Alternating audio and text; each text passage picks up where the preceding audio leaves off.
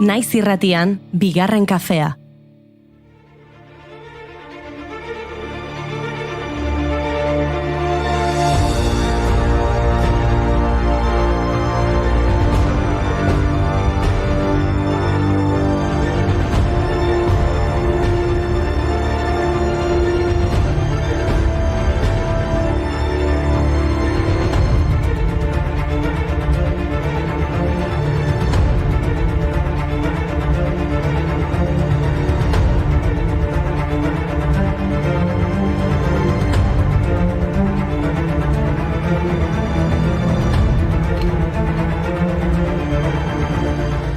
Arratsaldeon, gutxienez 44 pertsona hil dira zapalduta Israelen erlijio jaialdi batean. Meron mendiaren magalean milaka pertsona baturik zeuden Lag Baomer jaialdirako eta jende pilaketa bat gertatu da.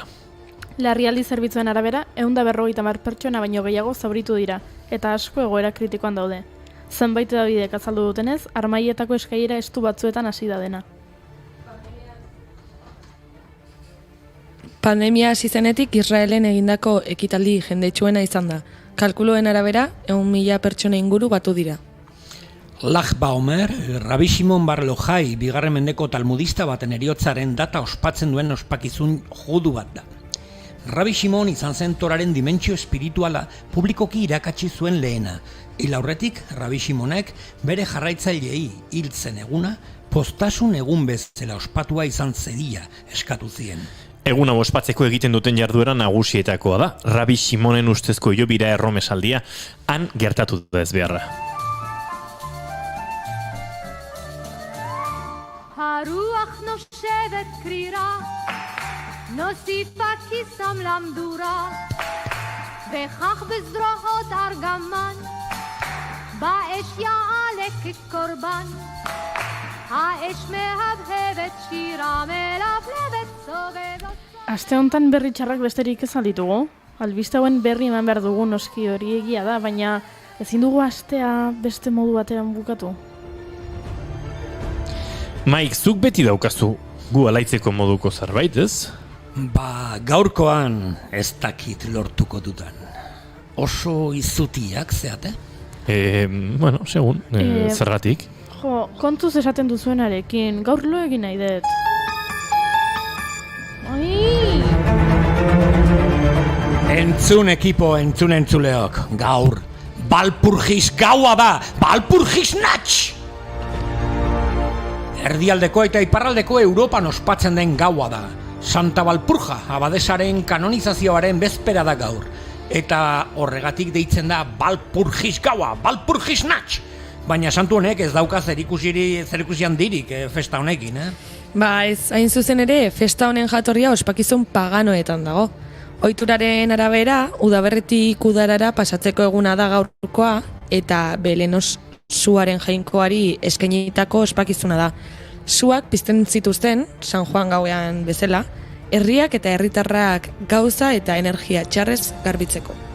Urteak aurrera egina ala ospakizun hau sorginak usatzeko egiten zen ere.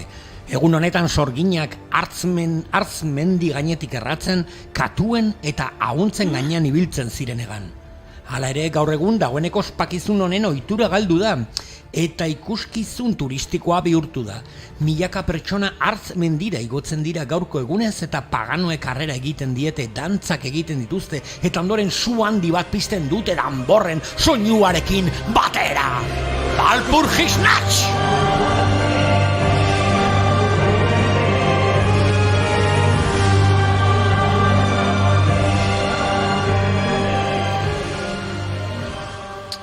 Bueno, dantza, sua eta katutxoak horrek ez du beldurra ematen. Bueno, nik uste kontatu duna ez dela zehazki ospakizunaren alde beldurgarria. Ez horixe, izan ere, gaurko egunez, ospatzeko arrazoi nagusia beste bat da. Halloween eguna, kristautasunaren santu guztien eguna, egutegiko beste aldean, justo beste puntan, gaur dago. Kristau egutegeri kontra egiteko, baita Halloweenei, beraz kontraposizioz, gaur da benetako beldurraren gaua. Jarri zutik, Dumbledore naiz. Kontu zibili beharko dugu gaur gauza honik ez dugu izango eta.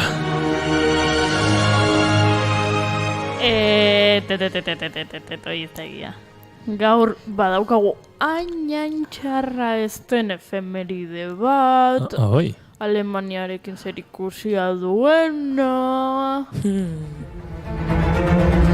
Gaurko egunez Adolf Hitlerrek bere buruaz beste egin zuen Berlinen, edo hori kontatu du bertsio ofizialak, noski, sovietarrak inguratzen ari zitzaizkiola Eva Braun emaztearekin batera, ilaurretik agindu zorrotzak eman zizkien hurbileko menpekoi hilotza erabat errauts zezaten. Adolf Hitler, Eva Braun, horregatik aukeratu zuten egun hau Chaplinen El Gran Dictador Bartzelonan estrenatzeko? 1940an Charles Chaplinek Hitler satirizatu zuen Bigarren Mundu Gerran Estatu Batuek izan zuten inplikazioari buruzko eztabaida berpizten zuen film batean. Ez zuen Frankoren zentsura gainditu, eta 36 urte beranduxeago estrenatu zuten Bartzelonan hain justu.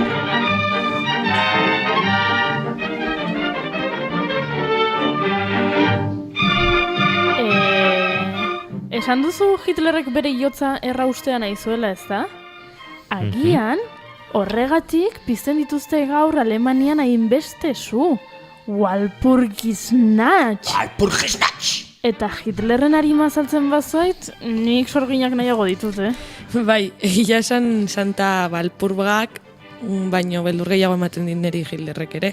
Eta, bueno, haren jarraitzaileek. Bere jarraitzaile baten urte betetze eguna da gaur. Zeinena, ez tamalez askotxo ditu. Antonio Tejerorena. Serio? Walpurgisnatch! ¿Qué pasa? No. ¡Siete todo el mundo!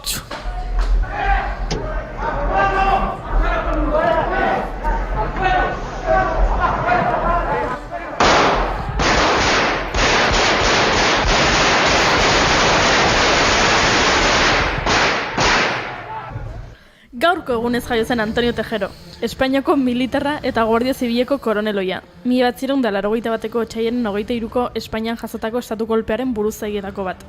Tejerazo delako horretan, Espainiako Kongresuan hitza hartu eta ordu batzuez parlamentariak baitu zituen. Tejerok esan zuen Franco eta Hitler bezalako pertsona gehiago behar ditugula. Dirudienez asko Tejeroren hitza jarraitzen ari dira gaur egun oraindik, baina tira, gaurko egunez jaio zen Manuel Gutierrez Mellado ere 1912 urtean. Gutierrez Mellado militarra eta Adolfo Suarezen presidente urte izan zen, ospetsua izan zen Tejeroren estatu kolpean, altxatutako Guardia Zibili aurre egin zielako bere eserlekutik altxatuz.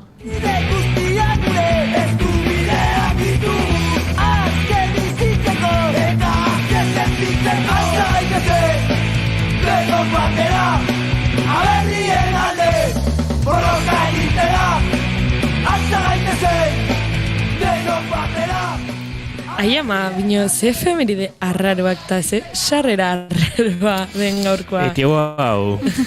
Errostirala dela. Zergatik aigea beldurra eta diktadorez hitz egiten. Beste zer ez dugulako, gaurko eguna pixka tristea da. Nola ez dakagola ezer? Gaurko egunez jaio zen bilintx, triste bizi naiz eta jartzeko eskatuko nizun inigo, baina tristura nahikoa aukidegu gaurkoz. Vale. Ba, maia, ez pentsa horrekin Walpurgisen iluntasunetik aterako garela, 1876an Granada bat lertuzkero bilintxek bere bi hanka galdu zituen. Eta jakintzazuela gaurko egunean 1900 eta 82 beste Granada bat lerti zen. Kasu honetan Rosarioko Che Guevararen jaio zen etxeko portalean hain justu. Gainera Granadaren modeloa EAM 75 zen, justo Espainian egindakoa. Walpurgisnatch! Espainian ezen Euskal Herrian egindako izango Granadura? Agian bai, Eibarren, Auskalo. Walpurgisnatch! Alare mai, ez dakit nola lortu duzun bilintx Che Guevararekin lotzea. Jo, mai, ez dakit nola itzuli zaren berriro alde ilunera, gu postasunarekin ari ginen. Jo mai, bakigu sorte txarra bilintxen lagun oso nahi izan zela bere bizitzan zehar. Bino, ze gauza politiak utzi zizkigun bilintxek. Gloriako da nintza bezala, maite de dama gazte bat. Ari hainbeste nahi diotenik, ez da munduan beste bat. Bertsolari eta poeta Koldo Mitxelenaren iritziz euskal idazle romantikoena, gaurko efemerideak salbatu ditu bilintxek. Poesiak salbatuko gaitu. Aizue, sarreran aipatu ditugun emakume bakarrak izan dira Santa Valpurga eta Eva Braun. Benetan? Lasai Amaia, nik badut beste bat. Bale. Gaurko egunez hiltzen Clara Campoamor. Esango nuke emakumegatik gehiago egin duela beste biek baino. Emakumeen eskubideak babestu eta sufragio unibertsalaren aldeko borroka egin zituen Espainian, eta hainbat lan argitaratu zituen, haien artean, El derecho de la mujer en España, emakumeren eskubidea Espainian, edo La Revolución Español vu pagun republicain, Espainiako iraultzar errepublikar baten ikuspuntutik. Gaurko efemerideak salbatu ditu Clara Campoamorrek, feminismoak salbatuko gaitu. Aizue, eta gaur apirilaren 30 jazzaren nazioarteko eguna da.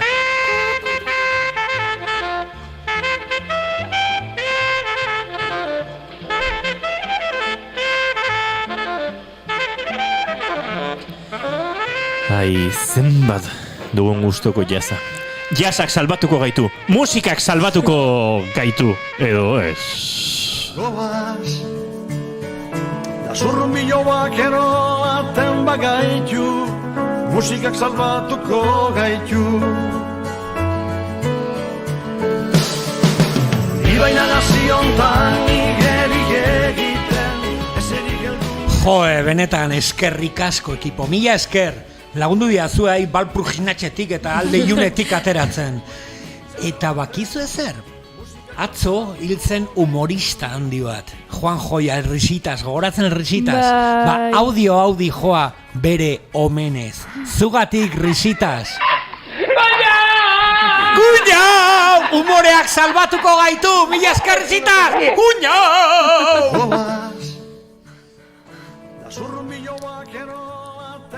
Aizue, gauza askotaz hitz egiten ari gara. Beldurretik, parrera, salvaziora, baina gaurko saioa zerbait kontatu beharko dugu, ba? Ba, begira gaur, Ritxili izartza dator gurera, Apaiz kartzela dokumentalaz hitz egitera. Eta ostirala da, ipuinak eta antzerkiaz dira faltako, Nerea Ariz Navarreta sortzailearen bisita izango dugu. Eta beste behin ere, asko ikasiko dugu euskal emakume ahaztuei buruz, zeren Kontxita Beite ere izango dugu gurekin. Bueno, tope, hasiko gara. Ongi etorri bigarren kafera, apirilako 30 ditu gaur, eta ostirala da.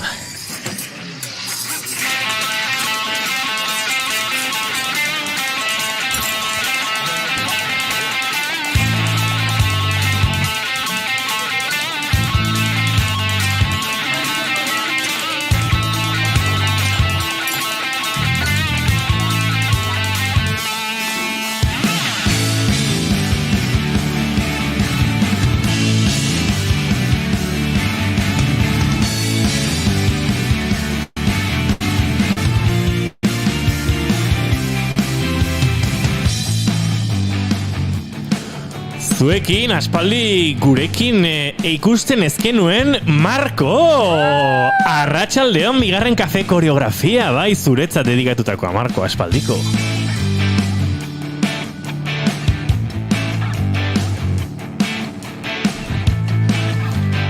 Eta gurekin astearteaz geroztik ezkenuela gure artean, Amaia Resende egiluz, arratsaldeon! Kaixo, berriro! Bat bota zaitugun faltan. Eta nik zuek ere. Vale.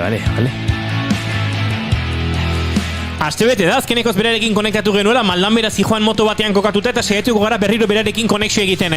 Mune honetan, Jaun Andreok Fiorrotako turrean dugu bigarrengo motoan, talde jarraitzailearen atzean kokatuta, Mai Gorostiaga Pozo, zein da lasterketaren egoera? Arratsaldeon egoera lasaia gaurkoa, ospakizun berezi daukagulako Jose Luis Rodríguez García txirrindulariaren urteak dira, Indurainei asko lagundu zion, 91 urtean munduko txapelketa irabazteko, aupa Jose Luis, zoriona! Udaberriari erronka egin dio eta udazkenez jantzi zaigu gaur, baina gure irriak eta behar den guztia ateratzeko moduan ere prest dugu. Goiuri Ezeiza, Arandia, arratsaldeon! Ostirala da. Ondoloi. Ai, ama! Hau alda badaukagun energia. Amatxo maitia, pentsa, hemen sarrera luzatu eta ni musika begeratu naiz, nire buru orkesteko, baino ez da kezkagarria. Hori bai, abesti bat behar dugu gorko saio hasteko, eta noski, jazaren nazioarteko eguna izanik, hemendik tirako dugu. Baina guk ospatu genuen? Bueno, pixe gehiago. Izketan ari zaizuen hau Inigo Asensio Lurbide, gaur bigarren kafeak 202 ditu kapikua, arratsaldeak 4 eta 15 minutu, apirilak 30, gu hemen estudioan 4, eta Leicester 5, eta gero 6, eta behar diren guztiak, eta hau Gordon Godwin's Big Puff Band da, eta entzuten ari garena The Jazz Police.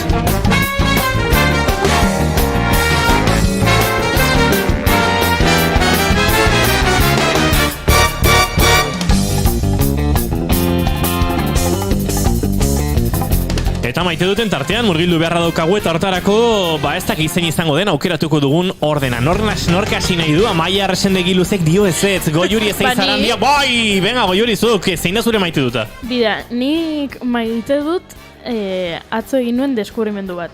Ui, ama. Spotifyen deskubritu dut, badagoela, musika zerrenda bat, nola saltzen dudan publizitaterik egin gabe.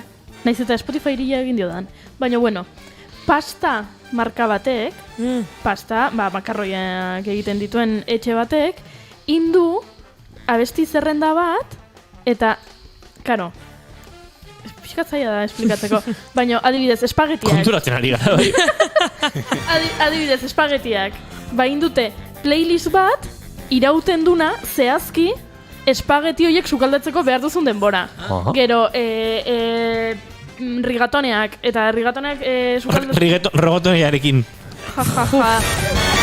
Behar duzun denbora zehatza irauten du playlist horrek, eta horrela, beraien pasta desberdinekin, eta orduan zuk jartzen duzu egosten pasta, ematik duzu playlista ikiak, eta abestiak bukatzen dianen, badakizu ja, atea berdezula pasta... platerera. Azkeneko bostieretan zemat pasta egozitu zuzuk? Zeba? Ja, ez da erantzun diozu. Asko? Da zuk zerrak izo? Ez dizu pegatzen pasta asko gozinatzeak. Hala, aio. Guri intzigun behin, bazkartzeko. Bida adibidez. Hori zantzan azkena. Abestiekin ez da txarra izango horrelako ideiaren bat, paketetan jartzen dute aldente 3 minutu, Osea, 5 minutu, abestien bertsio bat aldente izateko motzago eta potentego, eta beste egoala saiago. Hoi. Bueno, ederki. Eskerrik asko, Marko, zuk apreziatzen duzu, ez beste batzuk bezala. Marko esan digu hori naiz, baina askotan irratia arruntan entzuten zaituztet. Ondo da, Marko, baina tarteka hemen gure txatian ere zutopatzeak alako poza ematen digu. Jon Lizek dio, Goiurik atzo agortu zituen energia guztiak. Baliteke. Eta maite duela, kafeteraren berri izatea. Datorren ostiralean, Jon Lizek uste dut bisite egingo digula. Aurreko, albiazte pasaia dagoeneko. Gure posta lehiaketan garai izan zelako eta hementxe jasoko duelako. Eta... Jon Lizek dio, Inigi Goiuri kritikatzen fight! Eskerrik asko.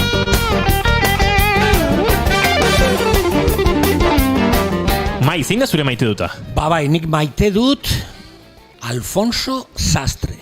Pillo bat gainera. Hemen inarre gontzanean esan nione bai. Maite dut Alfonso Sastre gure antzerkile handienetakon bat. Beida, eske justo gaur Balpurgisnatx. Ezkeateako. Beida, hoxe da, Upsalako vampiroaren kartela eta postala. Nik nuen antzeslan hau perjakuisten papera, oindala igual 22 urte. Eta momentu batean, gidoian, Orlak kondea protagonistak esaten zuen. Walpurgisnatx! Eta denok batea errepikatzen genuen oihartzuna bezala. Walpurgisnatx! Eta gaur gidoia prestatzen eta hori gogoratu naiz asko Alfonso Sastretaz, eta bai Miguel Galindo zuzendaria eta Alfonso Sastre maite ditut. Gora antzerkia.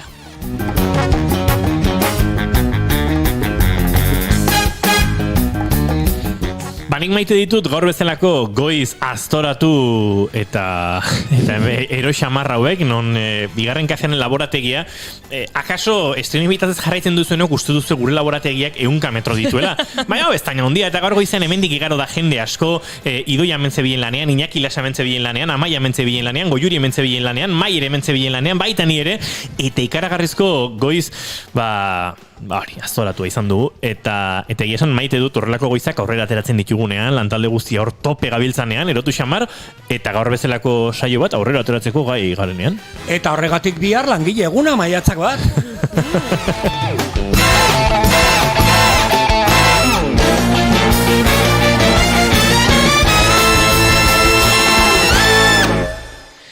Eta The Jazz Police honekin, Gordon Goldwyn's Big Path band honen kantu honekin, maite duten tartea amaitutzat emango dugu, baina,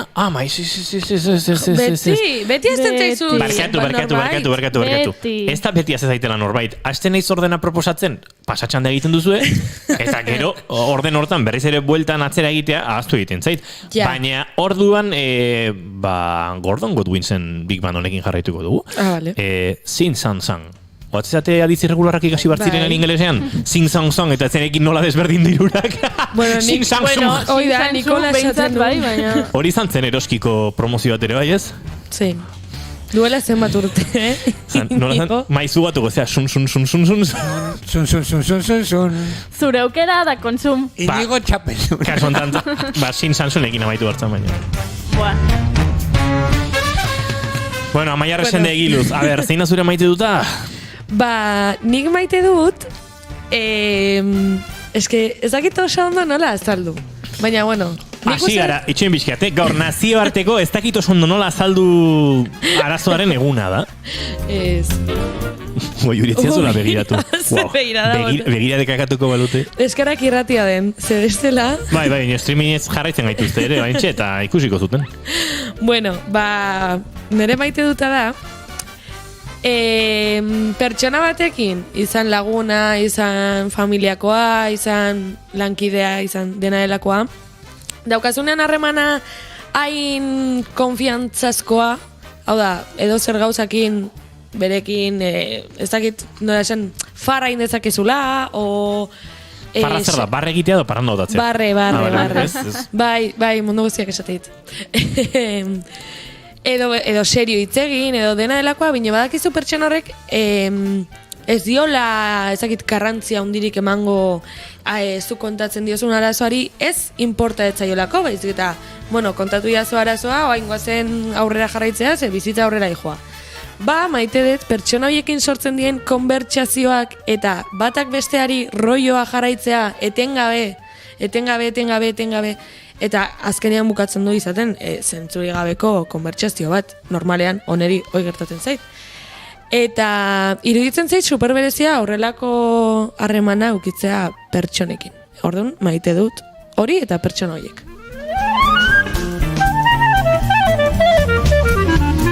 Boren, bai, esan ezakigu gauzak azaltzeko zailtasunaren nazioarteko egun hontan maite dut agatzean utzi eta Nick Fuse tartean murgildu gaitezkela. Ze, batean entzungo dugu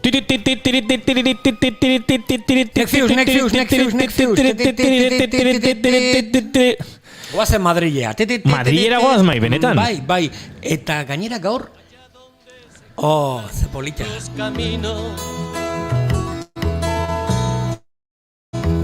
Lagunasun besarka handi bat beraientzako ere. Donde regresa siempre el fugitivo, pongamos que hablo de Madrid. Begira, gaur izango da historiaren lehenengo Snake Fusea. Ui. Zeren, bai, oso kuriosoa izan da gertatu zaidana gaur goizean. Ni atzo gauen hasi nintzen Snake Fuse hau prestatzen eta gidoia prestatzen, lanpetuta nabilelako eta esan nauen atzo gauen afalduta gero zen, aurreratuko pixka bat. Eta hasi nintzen pentsatzen eta gauzak errepasatzen batez ere pixkat Ayusorekin lotuta. Ikusi duzuen nola tarta bat agertu da kanpainan Ayuson eskuetan Madrileko ikurrarekin, banderarekin tartak egindakoa. Ikusi dut, bai, gidoian jarri duzu hor txertatuta eta alabear. Horizan pixka bat nire, hortik hasi nahi nuen nire neiziusa. Aste honetan izan dugu ilargi arrosa, ilargi bete arrosa potente bat, gaur Balpurgisnatx bildurrezko gaua, Lag Baomer judioen festa eta zeren tarta honetan Madrilen bandera berez 7 izar ditu, baina 7 izar horiek 5 puntetakok dira. Ez 6 puntetakok tartan agertzen diren bezala. 6 puntuetako izar hauek judioak dira, Daviden izarrak, Madrilekoak 5 puntu ditu, eta ez komunista izateagatik, baizik eta Madrilen ondoan 5 probintzia daude, Abila, Segovia, Guadalajara, Toledo eta Cuenca, eta horregatik ditu 5 puntetako 7 izar. 7 izar horiek irudikatzen dute Hartz Handia konstelazioa.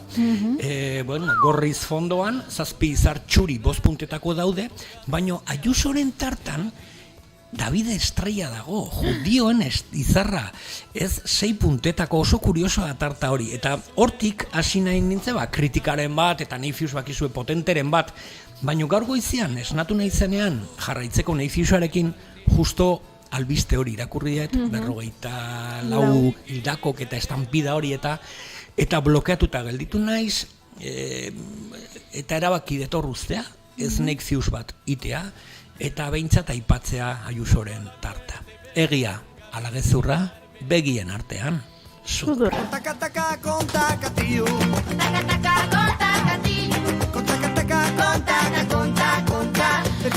Garbi dago, tarte begin duena gutxiago dakile historiari buruz, Mai Gorostiaga Poztok baino, edo hori uste dugu behintzat.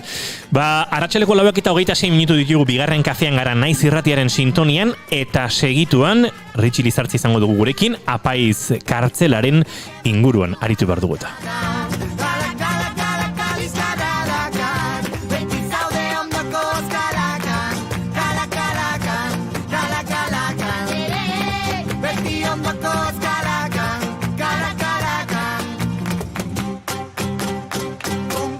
Kontaka, kontakatiu.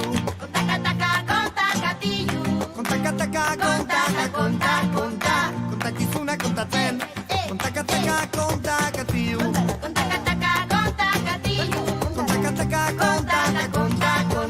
Ez dakizunak ez batzen zen. Kontaka, kontakatiu. Kontaka,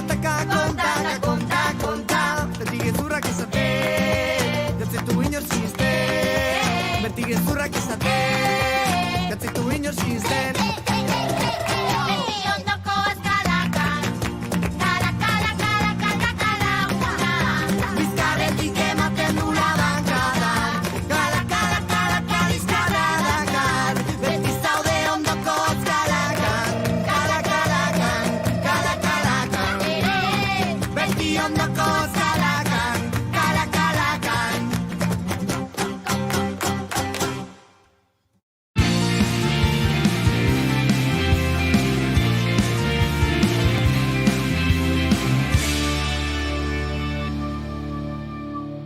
Emaiozu bigarren aukera bat egunari. Naiz Irratian, bigarren kafea.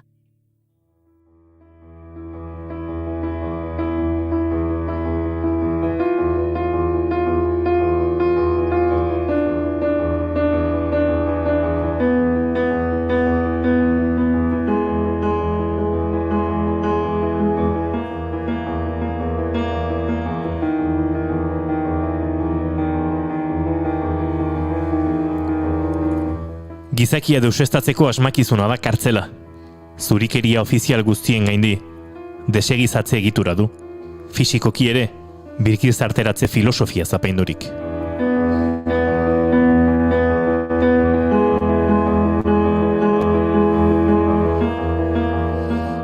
Ez dira gure hitzak, Jon Etxabe Garitazelaiarenak dira. Etxabe 13 urterekin seminariora joan zen eta Saturraran, Gasteiz eta Donostiako apaiztegiak ezagutu zituen. Baina agian bere bizitzan inpaktu handiena izan zuen lekua Zamora izan zen. Zamorako apaiz kartzela hain zuzen ere.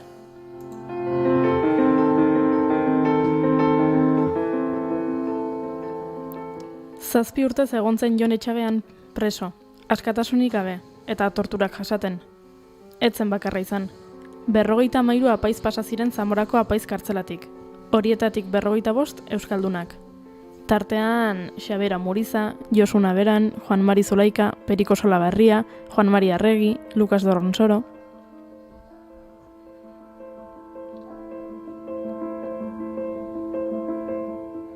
1978 eta 1976 bitartean erregimenaren aurka eta eskubideen alde ahotsa beltzatzeagatik kondenatuta apaiz hauek aurre egin zieten diktadorearen gehiegikeria eta torturei. Baina espetxe inauguratu zenetik 50 urte igaro direnean, ez dute ez justiziarik ez aitortzarik jaso.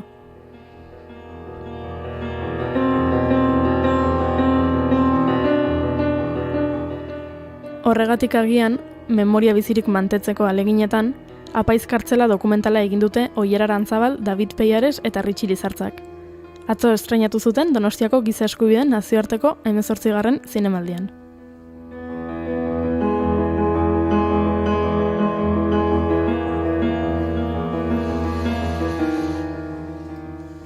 Munduko apaizentzako kartzela bakarra izan zen Zamorakoa, Franco eta Vatikanoaren arteko konkordatupean sortakoa.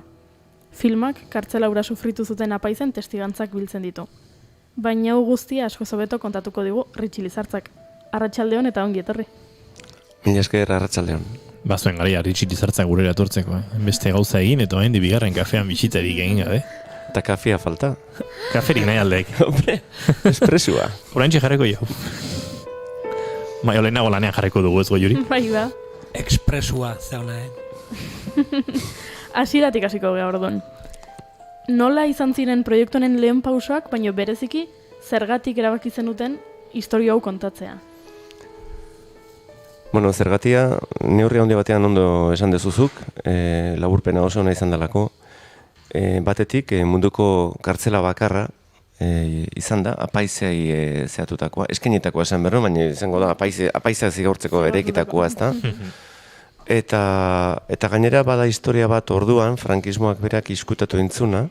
Euskal Herrian hainbeste apaiz bertako izan da bazekitenan kartzela zanik, baina normalean iskutatu intzen eta oso jende gutxi jakin izan du kartzela zala. Eta gaina historia kontatzeko dago. Esan dezunari horretatik, alde batetik, ez dute barkameni jaso, ez dute justiziari jaso, eta horren proba da gainera, Zerbini epaileka argentinarrak, kerella bat egindula frankismoaren kriminaren kontra, eta apaiz horietatik 16 pertsonatu direla kausan Zamorako kartzelako egonaldiagatik, torturengatik, tratu txarrengatik.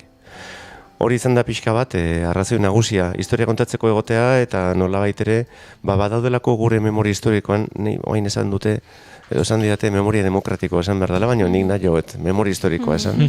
Zer niretzat asko zera adierazgarriagoa da.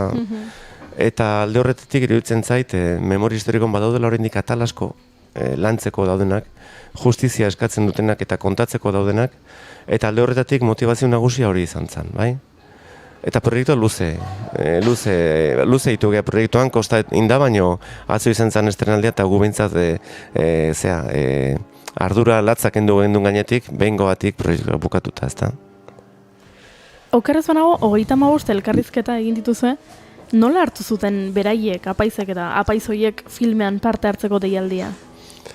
Bueno, atzo Amurizak esan zuen bezala, berak naiz eta elkarrizketa egin genion eta oso elkarrizketa hunkigarria, ez zuen pentsatuko sekula honi buruz dokumental bat egin zitekeenik, ezta? Baina esan beharra dago, hor egon direla hainbat apaiz, berez elkartu egiten dira, badira apaiz bakoitzak ematen du, osatzen dute kolektibo bat, eta kolektibo horretan bakoitzak daka bere funtzioa. Juan Mari Zuleika batek animatzaile, sustatzaile, biltzaile, memoriaren gordetzaile da, Juan Mari Zuleika, eta gero badaude beste hainbat apaiz, berarekin eta beste batzuekin bildu izan direnak. Ez da egin izan ditugu Bilboko kafeantzuken ahaltzanean, bazkarri batzuk eta egonda jendeletik ere toren apaizak 80 urtekin egunean bertan autobusez junta etorri egindakoak. Ez da orduan, badaukaten motivazio berezi bat danek, eta egia da bakoitzak osatzen dula, hortza arruntan zati bat, ez da? Eta oso ondo hartu dute, sentitzen dute historia kontatzeko zegoela, eta orduan denak egon dira laguntzeko prest, materialak emateko prest, dokumentazio emateko prest, gogoratzen zituzten gauzak eskaintzeko prest, eta era berean egon dira, elkarrizketa bat sakonean egiteko prest. Kontua da, ez dira 35 protagonista, baina bai 35 elkarrizketa, ze bat daude 2 eta 3 elkarrizketa dituztenak, bai? Eta proiektu hasi zen, orain dela 6 urte, eta zortea izan dugu, orduan hasi izana, hainbat apaizia ez daude, hainbat apaiz izendako hil dira, Periko Salabarria hiltzen, Periko Berriote Gortuare hiltzan, Julen Kaltzada berare hiltzan, eta hori guztiak baditugu. Eskapatu ziren beste batzuk lehenago hildakoak. Importantea da, nitxo horretan, Nikola Telleria bat, kartzelatik atera bezen estirildakoa. Importantea izan zen beraientzat Madeldar bat, Paco García Salve, hori ere ezken duen harrapatu. Xirinak eta botei katalanak ere importanteak ziren, eta ez ditugu harrapatu, baina egon gara adibidez, katalanekin Eduard Fornés harrapatu dugu, Eduard Vila eta Josep Garrido harrapatu ditugu, Josep Maria Garrido. Harrapatu ditugu beste bi galiziar, batetik Nicanor Acosta eta Vicente Couze. Eta Madelen... Vicente Couze ospitaletik. Ospitaletik, bai. Beriketako arazo bategatik ematen du sarri xamar, tamalez, sarri xamar sartuatera dabilela, ezta? Eta bere ezin izan zen etorri. Eta Mariano Gamo Madeldarra ere harrapatu dugu.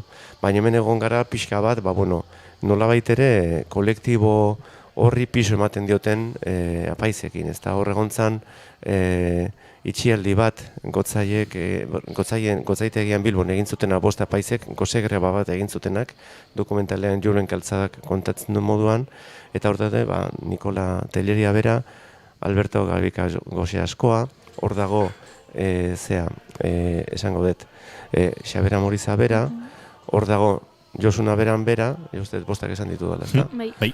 Eta hori dela eta apaiz horiek osatu zuten nolabait ere nitxorik sendoena hortarako, baina zigorri gondinak ere ekartu zituzten Jon Etxaberekin batera zergatik. Sermoiak egiteagatik jartzen zieten 25.000 pezetako multa, beraiek 1.000 pezetako bratzen zituztenean hilero, ezta? Eta orduan nahi izaten zuten kartzelara jun, hilabete egitera. Baina Bizkaiko, Bilboko, Gotzetegiko txieldegatik 12 urteko kartzela zigorra jarri zieten 3 egunetan gozegreba egiteagatik, bai. Orduan, desproportzioa eta jazarpena, eta torturak, eta tratutxarrak. Eta hortik aurrera badaude beste apaiz batzuk, Felipe Izagirre Gipuzkoan, edo Gisasola, edo, nik ez dakit, Juan Mari Zuleika berare, Bilbon bizi da badare Gipuzkoarra, badaude batzuk.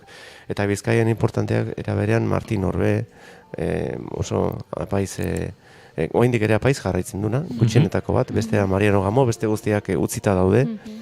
Eta horiek danak ere dokumentalean dauzkagu, eta uste dugu, guk ere atzetik lantalde handi osatu dugun bezala, beraiek ere osatu dutela protagonista kolektibo bat, eta bakoitzak bere printza, bere nabardura eman da, historia oso ondo kontatuta dagoela. Ritxi, aipatu duzu, Xabira Muriza berak entrevista egin ostean ere esaten zuela, ez zuela uste dokumental bat gerta zitekeenik historia ontatik abiatuta. Aldiz gero, dokumentalean bertan, ez dut eroso esango, baina momentuetan gustora ere ikusten zaio, grabazio hortan zehar, bere, historianen protagonistak ide izan ziren haiekin topatu, eta uste duzu izan duela asetzetik edo memoria historikoa berreskuratzetik haratago pertsona guzti hauek, protagonista hauek, neurri batean halako asetasuna sentitu dutela historia hau kontatu izatearekin? Edo akaso, egoera desberdinak egongo dira, asko dira eta. Baina badago sentimendu orokor bat, nik uste atzo giza eskubideen zinemaldian jarri genuenean, uste dugu gainera oso zinemaldi egokia dela filmon jartzeko, jakinda esan bezala, 40 gora zirela euskaldunak, ezta? Baziren Madeldarra katalanak eta galeguak, baina eta denak, jazarpen politikoagatik esan dezunak giza eskubideak defendatzeagatik, eta barrezta. Eta nik uste dut, historia kontatuta ikusi dutela batetik, eta horrek asko poztu ditula, eta bestalde, esan beharra dago, egin gendun dokumentalean kontatzen da bidaia bat, bidaia paralelo bat historikoa, bai nola eraman zituzten kartzelara, ze bide egin zuten, bai bidean bertan eta bai kartzelan, eta gaur egungo pareko bide bat, horietatik 4 eraman ditugulako kartzelara, eta begizete duten bezala kartzela batea ez dago sartzerik, kartzelerik eta dago, eta orduan ez dago bueltatzerik. Are gutxiago do, kartzelara sartuta nahi dezunean ateatzerik, ze, hala da. Izugarri kostatu zaigu kartzelara sartu elizatea ez dutelako baibinik ematen, baina unkiduraz gainezka egon ziren, bai Josuna Beran, bai Eduard Fornes, gurekin etorri zena bai Juan Lezeleka, eta bai Xaber Remoriza bera, ez da? Unkituta, eta Xaber, Josuna berenek esate zigun bezala, eskertzezun laugarren dimensioa eraman genitulako. Batetik, egia da, tortura jasan zituztela orain 50 urte esaten egia. Tratu txarrak, aipatu duzu Jon Etxabe, niretzat protagonista handienetako bada, ze gaina juizio, Burgosko epaikitan egontzan juizio horretan sartua, ez da? Julen Kaltzadarekin batera. Eta ezin izan zan atzo etorri, osasun kontu honengatik, dena daudelako pixkat, kezkatuta. Baina horrek esatezun, 7 urte intzitula kartzelan, eta horietatik 5 metro karratuko zelda batean. Urtebete. Urtebete, 23 ordu bertatik atera gabe, eta patiora bakarka, ordu bete ateatzeko aukerakin, ez da? Orduan, hori dena hor dago, eta bat zutan ematen du amorrua, baina gaur egun nik uste dut gehiago izan zela, bizi berritzen nahi izatetik, lekuak, sentimenduak, pasatutakoak, eta horrek nik uste dut emozio aldetik izugarri ikutu ditula. Aipatu duzu, joan zinetela, eta badakigu oso zaila izan dela sartzea, 1985 itxi baitzuten Zamorako kartzela, baina lortu duzuela baimena. Zuk uste duzu dokumentala posible izango litzatekela baimen hori gabe? Hasieratik zenuten ideia area jutekoa? Bai, Eduard Fornesek esan, oin 50 urte gertatu dira gauzak, eta Eduard Fornesek behin egintzun estatu osoko buelta turistikoa edo bere emazterekin, leku guztietan Zamorren izan ezik. Eta inor ez da Zamorrera bueltatu nahi. Inork ez du bueltatu nahi izan Zamorrara, ez da? Eta oso gogorra izan da bereintzat, eta orduan alde horretatik Zamorra bazan. Diskutitzen edo behintzat izketan nahitu ginen, pelikularen titulua zein izan behartzen, ez da? Jarri beharretu egin nion, Zamorako buiz kartzela edo jarri behar ginen apaiz kartzela, ez da? Eta Xabirre berak esatezun, gutxiena joladuna hoxe dela, nun da hon. Importanteena dela kontra esan hori, apaiza eta kartzela, ez da?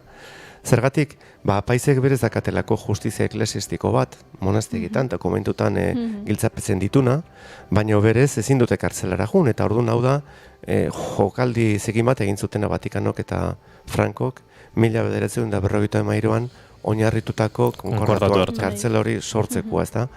Eta orduan kartzela bazan guretzat sujetua pelikulan. Gure protagonista kolektiboaz aparte sujeto, eta oso garbi genukan june egin dula. Dokumentalean bertan egin diogu elkarrezketa, bertan hauek ziegan zeudela kartzelan egontzen funtzionario bati ere, eta haien adierazpenak ere oso importanteak dira, nik uste. Ze beste kolore bat ematen diote, ez da? Orduan kartzelara jun beharra oso garbi genukan eta asko kostatu zaigu.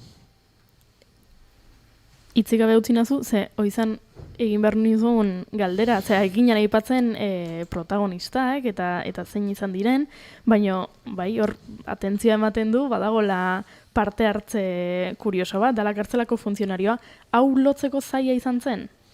Hasieratik parte hartu nahi izan zuen, edo... Sekul ez dugu berarekin zuzenean hitz egin, beti bitartekarien bidez.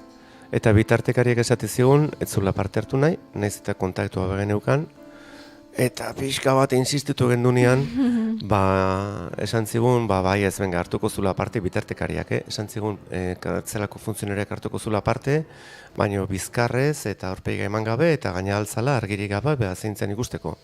Eta elkarrizketa egitea joan ginean, trajes jantzi eta etorri izan dotore asko, eta nik hitz egin behar dakat, eta ondo hitz egin goet, eta lasai. Eta egia da, aportazio oso polita egiten duela dokumentalean, ze kartzelako funtzionarioa da, baina funtzionarioekin oso harreman bereziak izan zituzten kartzelen egon ziren hauek.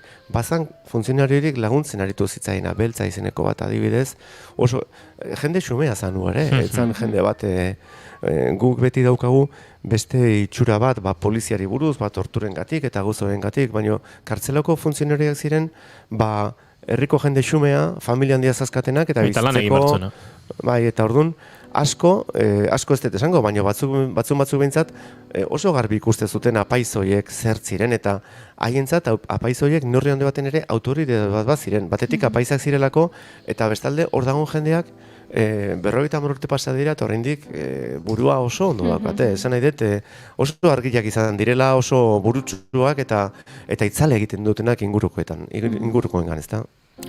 Entzule batek esan digu, zinemaldia ipatu duzu, giza eskubideen zinemaldia, eta ze gauza ederra den, pare bat aldiz epaimaikide gisa egon izan nuen bertan, eta aste gogorra benetan.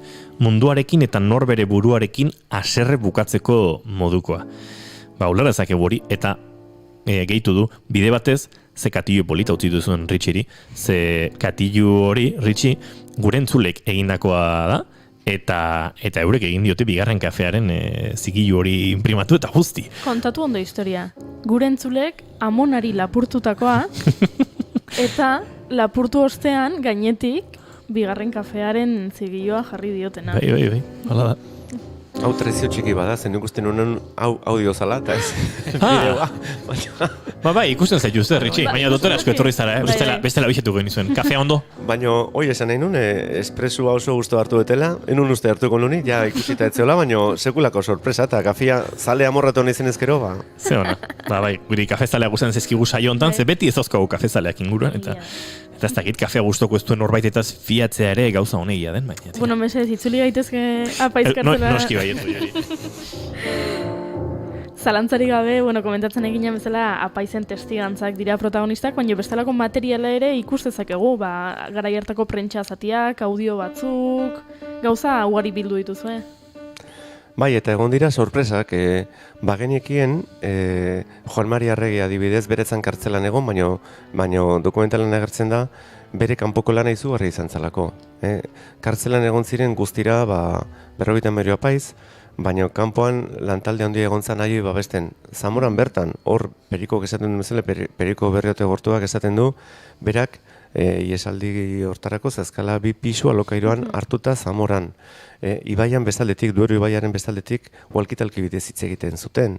Nik ez dakit, Juan Mari ibili izan Madrilen, deika jakinda motin bat egongo zala, atzerriko korresponsalia guztietan bideoz grabatu alizateko eta atzerriko telebistetan eman alizateko ze gertatzen izan Zamoran, eta grabatu zen, Pera Joan Ventura agertzen da bertan, eta Xabier Binader kazetariaren bidez ua juntzan area grabatzera, eta are geraman zituen irudiak gero Madriletik Parisera. Eta irudiak lortu ditugu. Eta importantea dira, kontestualizatzen dutelako pixka bat, zer izan zanura, ze egoeratan egin ziren gauzak, era berean audioak ere lortu ditugu dokumentu asko, nik ez dakit, eta Labairu ikastegeren eskertuta gaude, zaur daude Jon Etxaberen dokumentu guztiak, eta benetan altxorrak topatu ditugu, ezta? Gutunak, bereek ateratako dokumentuak arropa artean kartzeletik ateratzen zirenek, ze batzuk intzituzten 7 urte, baina beste batzuk igual 2 hilabete egon ziren, ezta? Eta horiek ateratzen zirenean, komunik paperein atzitako gauzak atatzen zituzten, edo gutunak, Aita Santoren eman ziotena Suizan, eta bar, eta era askotako dokumentuak era berean, egunkariak pasa ditugu, baina milaka eta milaka egunkari horri buruzko notiziak eta topatzeko, eta izan da bilaketa oso intentsua eta oso ardura handia eraman duna, eta ordu asko eta asko hartu dizkiguna, eta gero argazkiak, beraien argazkiak, garai hartakoak eta bar, ezta? Eta orduan horrekin osatu ahal izan dugu.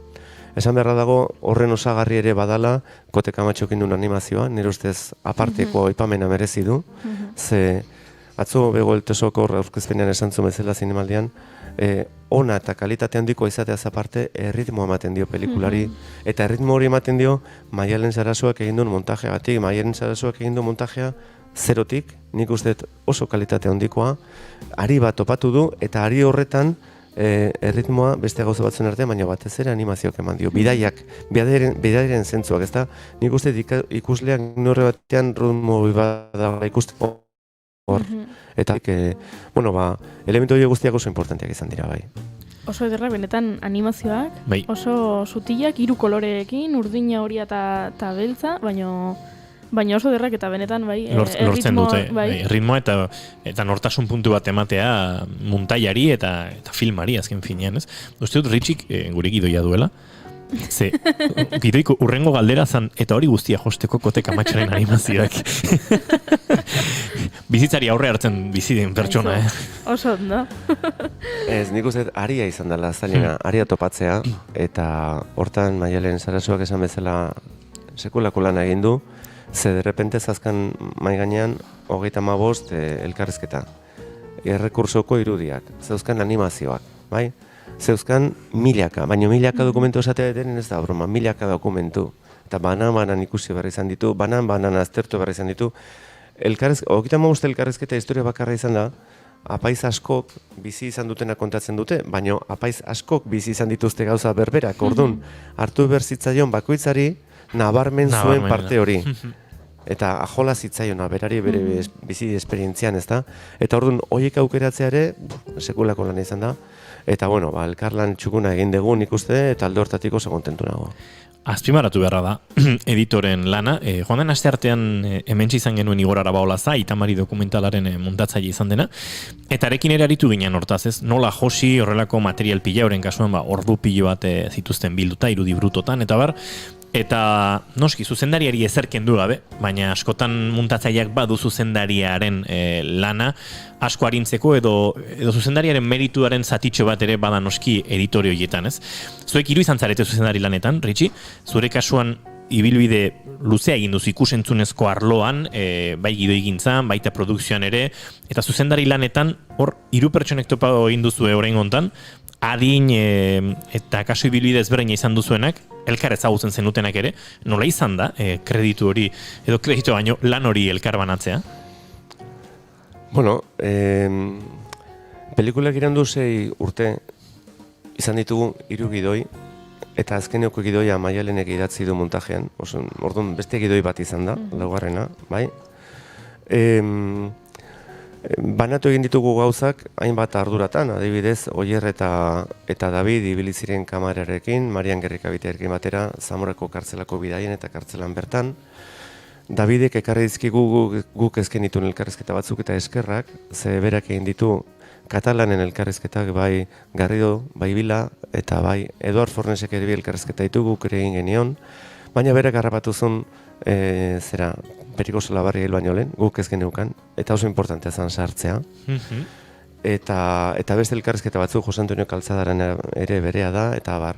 Oierrek elkarrizketak egin nitunean, berak grabatu zituen hemengo hainbat elkarrizketa. Fernando Sakasadok ere grabatu zituen beste batzuk, orduan. Eta gero irizpideak, ez da? Pixka bat nondik nora kontatu. Egon dira bersioak, egon dira 2019ko abenduan, Durangon work in progress bat aurkeztu genuen, azkeneko montajerekin zerikusirik izan ez duena, eta nik uste dut alde horretatik, egon direla proposamen asko, egon direla lan asko, baina nik uste dut azken produktua edo zein arrau sentitzeko moduko aitea lortu degula, barruko ebentzat, bai? Eta, esatizut pixka bat, ibili gara, bakoitzak ezagutze zuenetik eta bar, eta nire lan nagusia izan da, dokumentalismo mailan gauzak topatzea, irizpide mailan Maialenekin, aria lantzerakoan kontuan hartzea zertzen importantea, eta zer ez bakoitzarena zertzen importanteana, ze elementu sartu behar ziren, eta, batez ere danaren koordinazioare bai, eta orduan, uste dut danontzako izan degula lekua. Hor tonua ere garrantzitsua izango da, ezta? Ze gose grebak, torturak, atxiloketak oso gogorrak dira testigantzak, baina ikusteko aukera izan dugunok baita eduki dugu momentutxo batzuetan, ez dakit irrifartxoa edo parre egiteko uneak badaude, adibidez, ez dut spoilerrik egin nahi, hau historia da, benetan gertatutakoa, baina spoilerrik egin gabe, ez dakit iesaldia prestatzen ari direnean hor badauzkat anekdotatxo batzuk kontatzen dituzte, eta zuk ikusle bezala iten dezu parra, naiz eta historia bera gogorra den. Hor aurreikusita zegoen sartzea horrelako momentutxo batzuk, arnasgune batzuk, edo hori izan da apaizen testigantzak horrelakoak izan direlako eta hortik atera da. Dokumental batek behar ditu arnasguneak bestela, eta horrelako historia tragiko bat kontatzen danean pixka bat arindu beharra dago, ez da. Parte bat eman digute apaizek, ze adibidez, nik beti esaten dut Julen Calzada, nik lehendik egin ezagutzen, eta banekien telebistan ikusita eta adierazpenetan ikusita oso gizon sendoa, oso gizon serioa, eta adierazpenetan beti iruditu zait oso gogorra, ez da?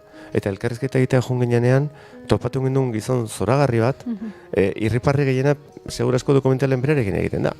Julen Calzada eta izan zen zoragarria ze laguntzen zuen gauza dramatikoetan, kariñoarekin eta umore puntu batekin gauzak desdramatizatzen, ez da? Eta hori oso politi izan da. Gabikak berak ere latzak botatzen ditu, baina botatzen ditu gizatasun batetik, gizatasunak drama gainditu egiten duna, gain hartzen diona, eta alde hortatik iruditzen zait oso interesantea.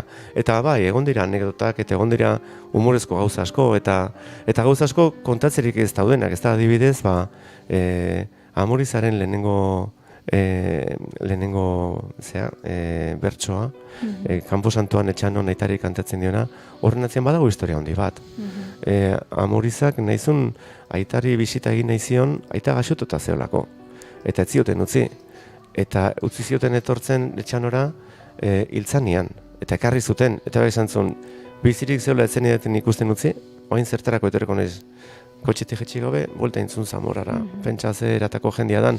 Eta gero, kantatzen duen bertsuakin, txapliketa bat irabazizun, esan beharra dago. Eta orduan hori guztia kontestualizatzea zaila da, eta segurasko filmaren muntaketa eginago dago, Euskal Herriari begira, kanpoari begira, baino gure memoria kolektiboan gauza asko daudelako, ezta? Hor adibidez, guretzat importantea eta beti esan dugu pelikulan elementu sujetu nagusia kartzela dela. Eta noski gure apaizak ez dugu ukatuko, baina kartzela da fokua, eta orduan garai hartan gertatu ziren gauza importante asko, aipatzen ditugu, baina azaletik aipatzen ditugu gure historiak kontestualizatzen duten bitartean. Esan dezagun, Burgosko juizioa aipatu barra dago, hor Etxabe eta Kaltzada tartean zean, bai? Eta Kaltzada nola kontatzen duen bera implikatu izana oso politia da, baina hori ikusleek ikus dezatela. Era berean, Carrero Blancoren heriotza dago, eta gero Frankorena. Baina guretzat, kontestu bat dira beste historia bat kontatzeko, eta oso azaletik kontatzen ditugu. Eta uste dut importantea dela, bestela olakoetan, badago arrisku bat beste kontu batzutan galtzeko, ezta? Eta guretzat importantena kartzela zen. Kartzela hori, Kaltzada eta Etxabe atera zirenean 76an itxi zan, esan dezagun, apaiz kartzela zana, eta 85an zuk esan dezun bezala kartzela bera oso-osorik hiltzan, gerora egon ziren beste grapokoen iesaldiak eta beste gauza batzuk, eta 85an jaistea erabaki zuten. Atzo estrenatu zenuten, eta badakigu ze ibilbide egingo duen orain filmak, adibidez, Kataluniara, apaiz katalanek esaten dute, beraien kasuak, han etzuela inbesteko jartzunik euki, ez Euskal Herrian bezala, agian izan daiteke ara eramateko aitzakia. Guri gustatuko litzaigu orain, apaiz kartzelarekin zinemaldiak egitea, ezta? Festivaleta jutea, bai estatu mailan, bai atzerrian, bai tematikoak eta bai orokorrak, eta ikusiko dugu ze bide egiten dugun. Eta gero gustatuko litzaiguke estrenaldia egitea, bai, zuk esan bezala, bai Galizian, bai Madelen, bai Katalunian, bai noski Euskal Herrian, eta bai beste estatu mailako hainbat hiriburutan eta segurazko Frantzia mailakoetan. Bai uste dugu badagula pelikula bat kontatzeko modukoa dana, eta hor dabiltza David eta bere produktorea, Kataluniarako bersio laburrago bat egin nahian, katalanagoa esan dezagun, egitea baldin badago. Eta pozik jarriko oinak egingo balute, eta benetan materiala lortzen badituzte hortarako, eta lagunduko diegu aldegun neurrian. Baina bai, gurea behintzat Bartzelonako zinematan estrenatuko da, hori badakigu. Bueno, Euskal Herrikotan ikusteko aukerari izan dezagula, ze batzuk privilegiatuak gara, eta ikusi dugu ura zinema komertzialetara iritsi horretik, baina aukerare badugun Kataluniatik aratago ritxi Euskal Herrian ikusteko, eta hemengo zinemetan ere, pentsatzen du lanean ariko zaretela, ez? Laisterre publiko orokorrak ere ikusteko aukera izan dezen. Bai, eta horrekin batera gainean egin duke pelikula jarri, eta gero lekuen lekuko apaizekin solasaldiak egin, nolabait ere ikuslearen esperientzia oraindik ere gertuagoko izateko eta aberatsago izateko. 2 minutu falta dira, arratsaldeko 5 izateko, eta guk zinegindakoari zor agurtu egingo dugu Ritxi Lizartza. Oraindik badaukagu asko kontatzeko bigarren kafean, baina agurtu horretik eskerri beron eman behar dizugu, eta tira horrengo batean denbora gehiagorekin bigarren kafe hartuko diegu. Ni pozik konbidatu nazuelako, eta nahi zuen etorriko naiz berriro, mila esker. Esker mila eta zorterik onena filmarekin. Izan ondo. Aio.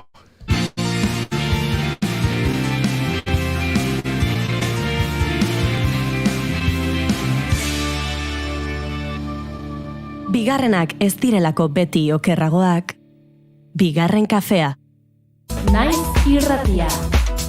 Kaixo, Imanol Ubeda naiz, Donino Restaldekoa, eskutsik du izenburu gure azken diskoak, eta diskori izenburua ematen dion kanta aurkeztu nahi dizuet. Ilori Zarralderenak dira hitzak, eta doinua gurea da.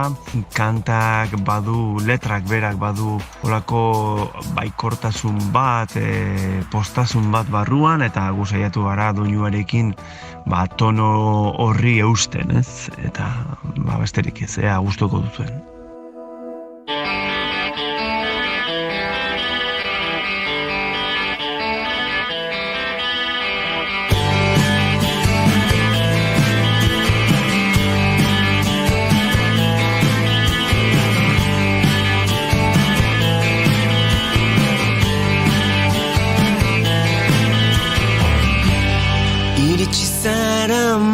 maitia ezin dizute zer irakatsi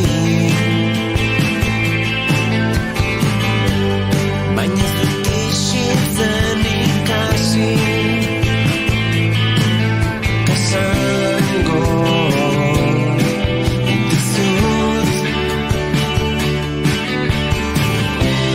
begira horri entzunura ukitu bestea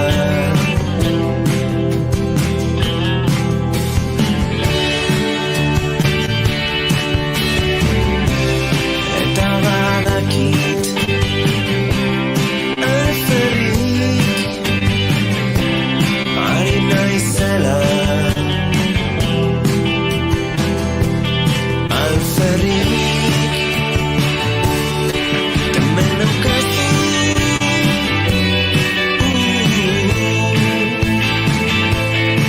pozak zoratzen eta esku utzik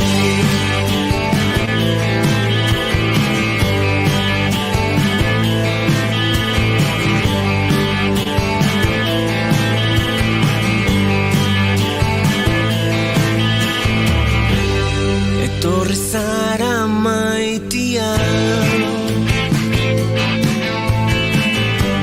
ezin dizut leziorik eman baina ez dut isiltzen ikasi esango dizut hartu horko hori utzi hura ibili horrela horrela eta badakit alferrik ari naizela alferrik temen aukazu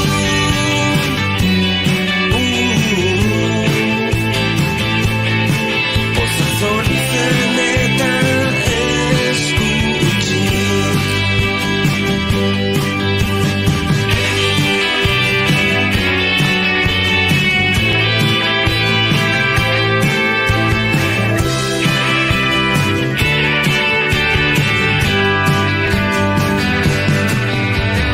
badakit alferrik ari naizela alferrik badakit alferrik ari naizela alferrik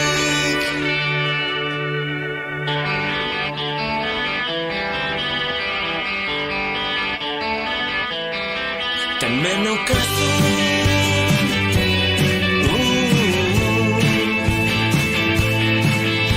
zure para nire eskuan joka temen aukazu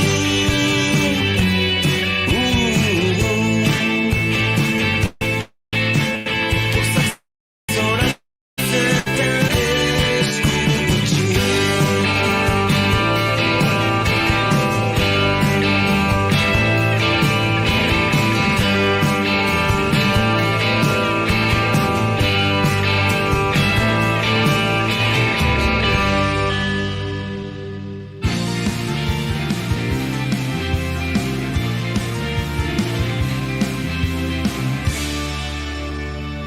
Emaiozu bigarren aukera bat egunari. Naiz irratian, bigarren kafea.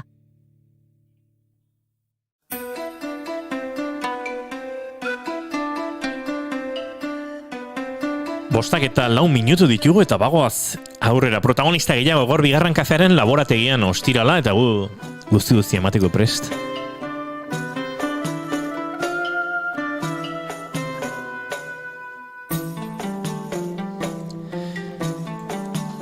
Kilikolo antzerki taldearekin abiatu zuen bere bidea, Eibarren urtea ere esango dugu, 1988an.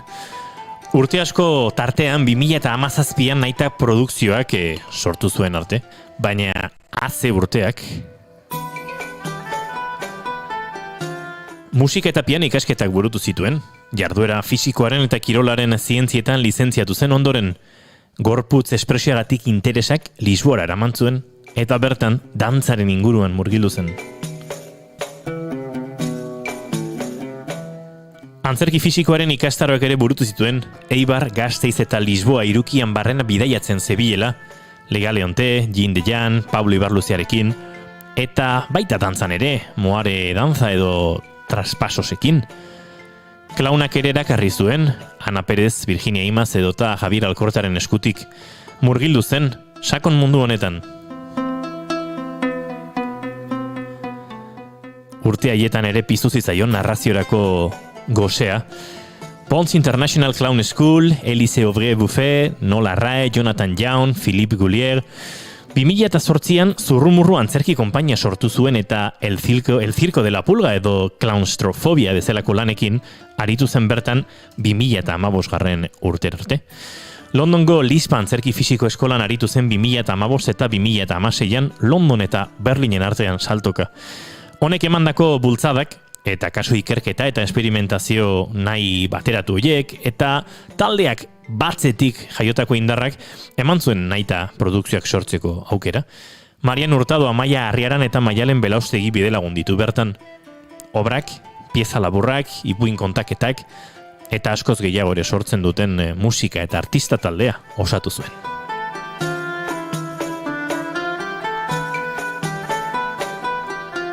Ez dizu guk ezurrik esango, aspaldi nahi genuen gurean, baina kafea egin berri gustatzen zaigunez, ez zaio oraindik oztu. Ongietorri bigarren kaferan Nerea Ariznabarreta. Kaixo, ongietorri, eskerrik asko. Aspalditik, gonbidapena botata eta hemen zai ginen, baina hemen zaudeian ere. Ongietorri eta eskerrik asko bigarren kafera. Eskerrik asko zuei. Nik beida, justo atzo Facebooken eta rekordatorio bat agertu zen, zuk eta Marianok, txerriaren ipuina kontatzen, gogoratzen. Bai. Justo 40 aldia zanean, kanpaina bat sortu zen, ipuinak ez dira geldituko, sare sozialetan eta zuek lehenengo momentutik parte hartu zenuten, eta birala bihurtu zen, ez dakit zenbat bisita izan zen ipuin horrek. Ja, gutxien espero denean horrelakoa gertatzen dira. Impultsoetatik jaiotzen diren gauzak, asko pentsatu gabe batzutan, birala bihurtzen dira, gero esaten zuen Mariano, jakin izan banu, ez nuke pijama eramango. Orain jarraitzen duzu, Marianorekin, ipuin musikatuak egiten, muen beste ikuskizun batekin, uste dut? Bai, Marianorekin jarraitzen dugu. Esan barra daukat ere, ahoza hone, estrenatu ginera, 2017an Mariano eta Gio. Ezberdin bezain eder ikuskizuna. Ezberdin bezain eder gu hor hasi ginen. Orduan txetik aurrera, egin izan ditugu beste pare saio, Bertoko eta Urrutiko ipuinak eta orain kontu kontzertuak ingabiltza. Dala pixka bat, nola ipuin saio bakoitzan, alegintzen gara ipuin musikatu bat egiten, batu zaizkigu hainbat abesti. Orduan esaten genuen, abestiak egiten baitugu gehiago, igual kontzertuago da kontaketa baino, eta horrela jaio da hau, eta egin genuen Berbaroko elkartearekin Durangon eskolentzako, aurreko azaroan, 2000 eta liatzen naiz berrogeialdiakin, 20 izango zen. Eta kontua da, beste buelta bat eman diogula, eta markinan izango gara la maiatzean. Eta posik horrekin. Gainera, zu ikuskizun ezberdina dituzu ipuin kontaketan, mito izaki eta kondairak, mamuak eta beste auzokide batzuk, aventuras blai, zirte eta sartzu bai hausart, askoz gehiago ere. Ze diferentze dago zu bakarrik ipuinak defendatzen, edo Marianorekin lagunduta? Diferentzia zein den musika, ez da, hori nabarmenena da, musikaren sostengua, baita nik esango nuke ambienteak sortzeko gaitasuna. Marianorekin, ez dakit, lamien ipuina kontatzen badugu, bagian baserriko giroa entzuten da, edo baldin bada ipuin arabiar bat, musika arabiarra entzuten da, Eta, bueno, beti dago jolas gehiago eskenatokian, bi pertsonarekin. Eta Mariano musikaria da, baina gero eta gehiago soltatzen ari da. Eta orduan, ematen du horrelako beste jolas bat, ez? Eta bakarka nagoenean, bada agian erritmo, ez dakit, igual gehiago, ero gorputza gehiago, gehiago erabiltzen ditu nire gorputzeko rekursoak eta horrela. Bai, bisetan ondo pasatzen du jendeak. Eta aipatu nahi ditute bai, ez dakit, baina pieza motzak edo antzeslan, motzak horrelako desente dituzu, bai, nigoatzen naiz, uste dut antzes motzen, eta Anakleta eta Tekla, aktore honenaren saria jasotzen nun, Urretxu Zumarragan, hortik. Bai, hori izan zen sekulako posa, izan zen lehengo aldiza, nik antzesten ebana pianoa jotzen, netako beti jundira bananduta. Bi mundu. Bi mundu, ez erdin, bai.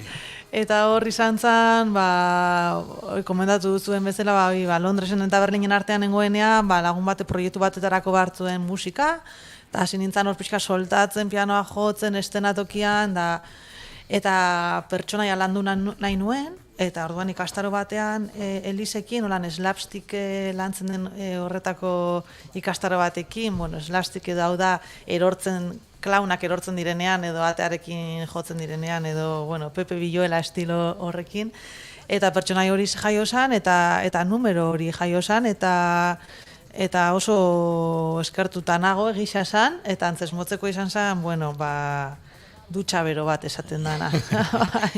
Aventura derra. Baitale berriz topatzean gobatzen naiz, Amaia Arriaranekin batera, beste pieza horrelako 15-20 minutukoa bai, beste aventura. Beste aventura bat, hori bebai oso ondo gonzan, hori izan zen gehiago ikasteko teatro de testu antzerkia, gu gehiago beti improvisaketetatik, edo beste leku batzuetatik, jolasetatik sortzen genituen piezak, eta hau izan zen gehiago testu bat, eta gaina zuzendaria Imanol Espinazo ez genuen ezagutzen, Naparra, eta berakin izan zen gehiago, testua, eta lantzea hori komedia hitzen bidez, ez da? Eta hori ere kuriosoa izan zen, eta Amaiarekin beti izan da plazerra lan egitea, eta hori oso ondo gonzan, leku askotara junginan, eta izan zen oso posik horrekin, bai. Eta gero Gorka Txamiz eta Ander Basaldoarekin, amak dizit beste aventura, ez dauka zer ikusirik beste biekin. Hor bueltatzen, hori kuriosoa, Gaizka Txamizo, Bazpaz, akite Gorko lertu izu da, Bazpaz eta Gaizka Txamizo eta Ander Basaldoa, eta Saioa Iribarrenek zuzendutakoa, hau Ziago Itiberatik sortutakoa, baina, nahita hor dago ere, azkenean naizenez ere nahita, eta hau beste kontu bat, hau idatzetako historia bazan, bere amatxiren lehengusinari gertatu zitzaiona, baina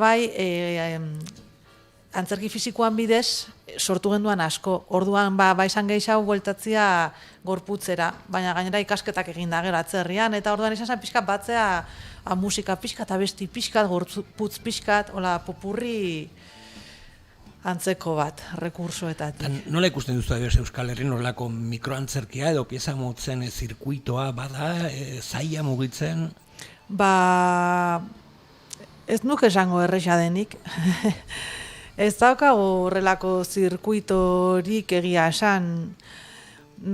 Bai da aukera bat, beste norbaitekin batzea, beste pieza labur batekin, eta kulturretxeak izan daitezke leku bat,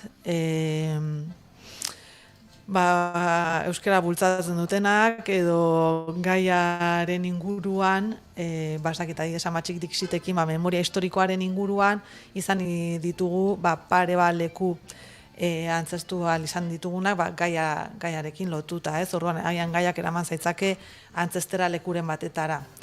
Baina, esango nuke, jaialdiak eta horrela, ditugula horren beste, badago 150 gramos Gasteizen, eta besteen bat hor Getxon, ez? Gero dago lehiak eta pabellon 6ekoa, baina azkenean hor estreinaldia izan behar du, orduan hor da sortzeko leku bat, baina gero mugitzeko lekua falta zaigu, eta hoi asko ere igual lehen gaztetxetan, eta gaztetxeak hemen izan dira ere antzerkiarentzako sekulako zirkuitoa. Baina, klaro, orain, dana dago pizkako. Bai. Bueno, eta pasatzen bagara ja, ez dakit ikuskizun handien eta edo... bueno, horrek ez du esan nahi txikiak ez direla handik, baina... bueno, eukitiozako gorakadarekin parte hartzen duzu Pinotxon, protagonista paperan gainera. Bai, sekulako ilusioa egin zidan, eskaintza heldu zitzaidanean. Ze azkenian Euskal Herriko konpainietatik niri gustatzen jatasenak edo zentzuk erabiltzen dute antzerki fisikoa, horietako bat da gorakada, ez da? Eta, bueno, gorakadarekin azkenengo produkzioetan, zuzendari Bilida Azte Garzia, Txapitoko zuzendaria ere, eta, bueno, ni Lisboara junintzanetik horri egin duzuen nire biografia apur batez, ikusi noiztik ez, orduan ezagutu nuenik Txapito, eta, bueno, maite mindu nintzen Txapitorekin, eta orduan lan egiteko aukera izatea Segarziarekin oso eskertuta nago horrekin, eta, bueno, esperientzia kuriosoa izan da, ze, presiopean edo sortu behar izan genuen, estrenatzeko, baina gero dana geratu zen, da, bueno, bakizu ez, eta gero entxetan berriro hasi, baina bai dala, konpainia bat ahalbidetzen hauana, gauden egoeran, eman kizunak izatera, antzestual izatera, euskatelako emanaldiak bai hemen, eta bai nazio mailan, ez? Ondara gutxi Kastellonen izan gara, ez dakiz zer, orduan, ematen dabela aukera hori, oraindik ere antzesten egoteko. Haiek ere daude, ala ere esan barra daukat, haiek ere pixat urduri badaudela.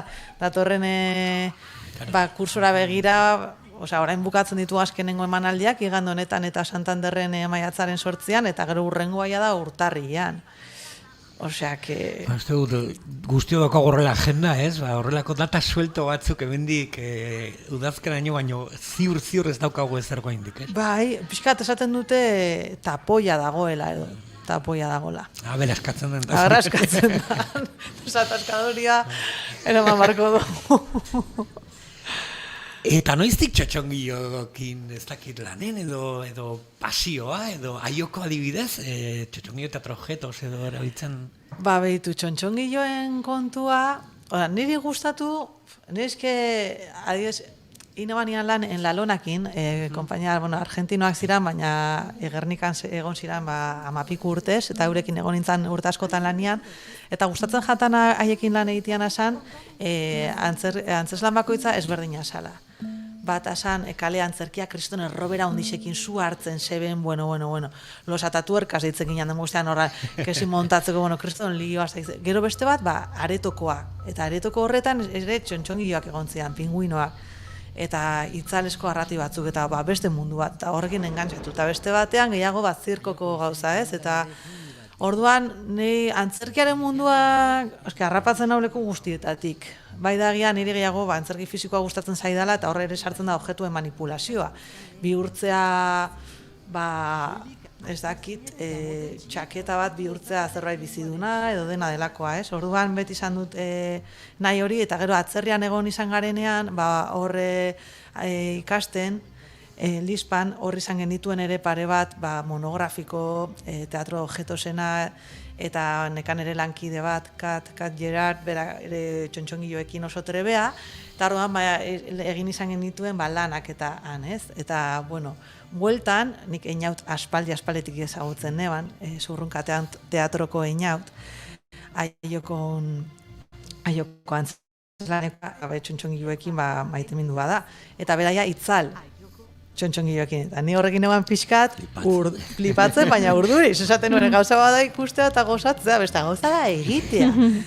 Eta, bueno, hori ni hasieran, esaten egan, ama. Osea, ikusten dituzu papertxo danak, kartulina danak, palitoekin danak atzean, eta esaten egan, nik hemen behar dut beste gidoi bat. Ez da, hauek zer esaten duen, ez da, orain. Gidoi tekniko bat behar dut, ez? Ze ordenetan mugitu gauzak. Bai. Egia da, hasieran burua oso esprimituta izan nuela, baina, bueno, horrere ikasi genuen, eta Eta gisa esan, inautekin asko ikasi dut itzala antzerkizan inguruan, eta txontxongilloen inguruan, eta flipe bada nola gauza hain analogiko batekin, horrelako irudimenezko mundua sortu daiteken.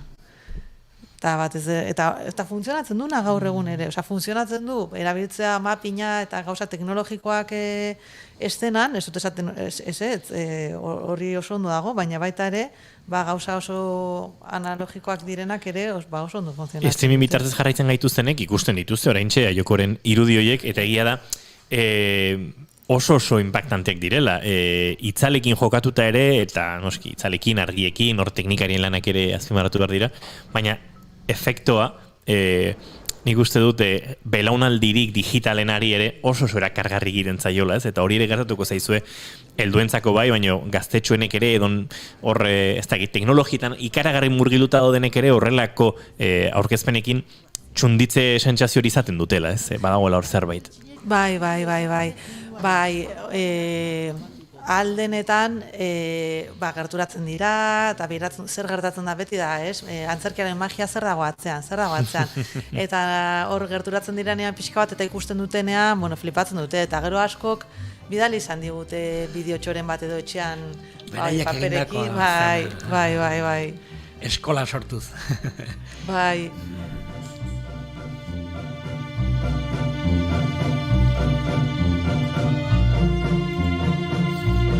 Eta esaten badugu Lorca, esaten badugu Adelo eta Martirio, esaten badugu Adela eta Martirio Alba, Bernardo Albaren etxean, Virginia Galvanekin sortutako ideia, Saio Eriberrin zuzendaria, eta Irene Hernandorekin batera egiten duzu ikuskizuna. Proiektua handia. Ona salto egin aurretik, justo nola, jarri dizuten zerbait, uste dut bideo satiren bat ez da, eta musika entzun dut, bakarrik komentatzen nahi nuen musika Marianok egindakoa dela. Nola ez, Mariano Berriro, beti Mariano. Lehen maiaritu zait, Mariano ezagutuko duzuzuk norbaitekin eta... Musikaria inoren eroni.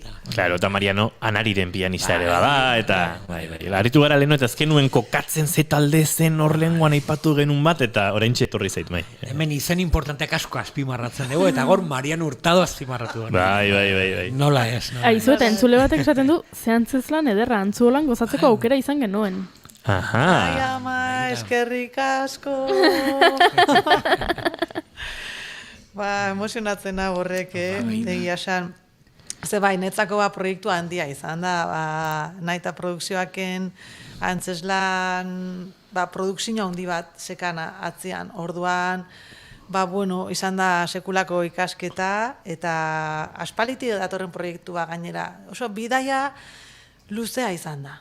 Hau hasi zen ere, pieza labur bezala, Virginiarekin eskolan, La Casa Bernarda Alba, azkenengo estena, Adela eta Martirio, bi aizpa gazteen, Agin eta Ian, maitasuna nola eramaten duten, oso ezberdin eramaten duten maitasunaren kontua, gizon berdinataz daude maite minuta, eta beraien arteko liskar hori, eraman genuen puntu batetara, estetikoki ezberdina, eta mugimendu ezberdinekin, da makiaje ez realista, pixkat estilizatu basaten genuen, espresionista. Eta hoxe, eta hortik sortu zen, da gero baratzaretoak eman zigun aukera bat, luzea egiteko, antzeslan luzea egiteko aukera, eta horrego gina residentzian eta gero bizitza da, eta azkenean Virginia Parisera juntzan, eta hor geratu zen zintzilik, baina da zan proiektu bat eskolatiz etorrena, eta gauza berri guzti horiek ekartzen zituna, eta ez nula nahi horrela utzi, hori izan, ez dakit, nerea bere motxira hundiarekin, da gauza ezberdinekin, eta horregontzan gordeta, eta konfinamenduan, esan nuen hau, aberrateratzen dudan, eta hor jarri nintzen ekipoarekin, berria sortzen, eta orduan Saio Iribarren zuzendari, eta Irene Hernando, eta beti da hor ere konturatu naiz azkenean proiektu bat hasten zarenean jende batekin, eta bukatzen dezunean beste jende batekin, ez dala erresa bizio begi berdinetatik begiratzea lana. Orduan, ni begira da banekarren, eta beste begira batzu batu zian, eta orduan hor, beste gauza bat sortzen junda, ez da? Eta, bueno, hori, agian ez nun espero, horrela plazaratzea, baina horrela izan da, eta, bueno, egia esan, nago oso pozik burutu dugulako antzeslan hau, eta nik asko maite dudan lana da, azkenean, La Casa de Bernarda Alba da, ez dugu kontatzen ezer berririk. Ze batzuk esan didatea, guk uste genuen Adela eta Martirio sartuko zirela etxean, da beste gauza kontatuko zutela, ez, da La Casa de Bernarda Alba da, ez dugu kontatzen beste zer, da Lorcaren lana.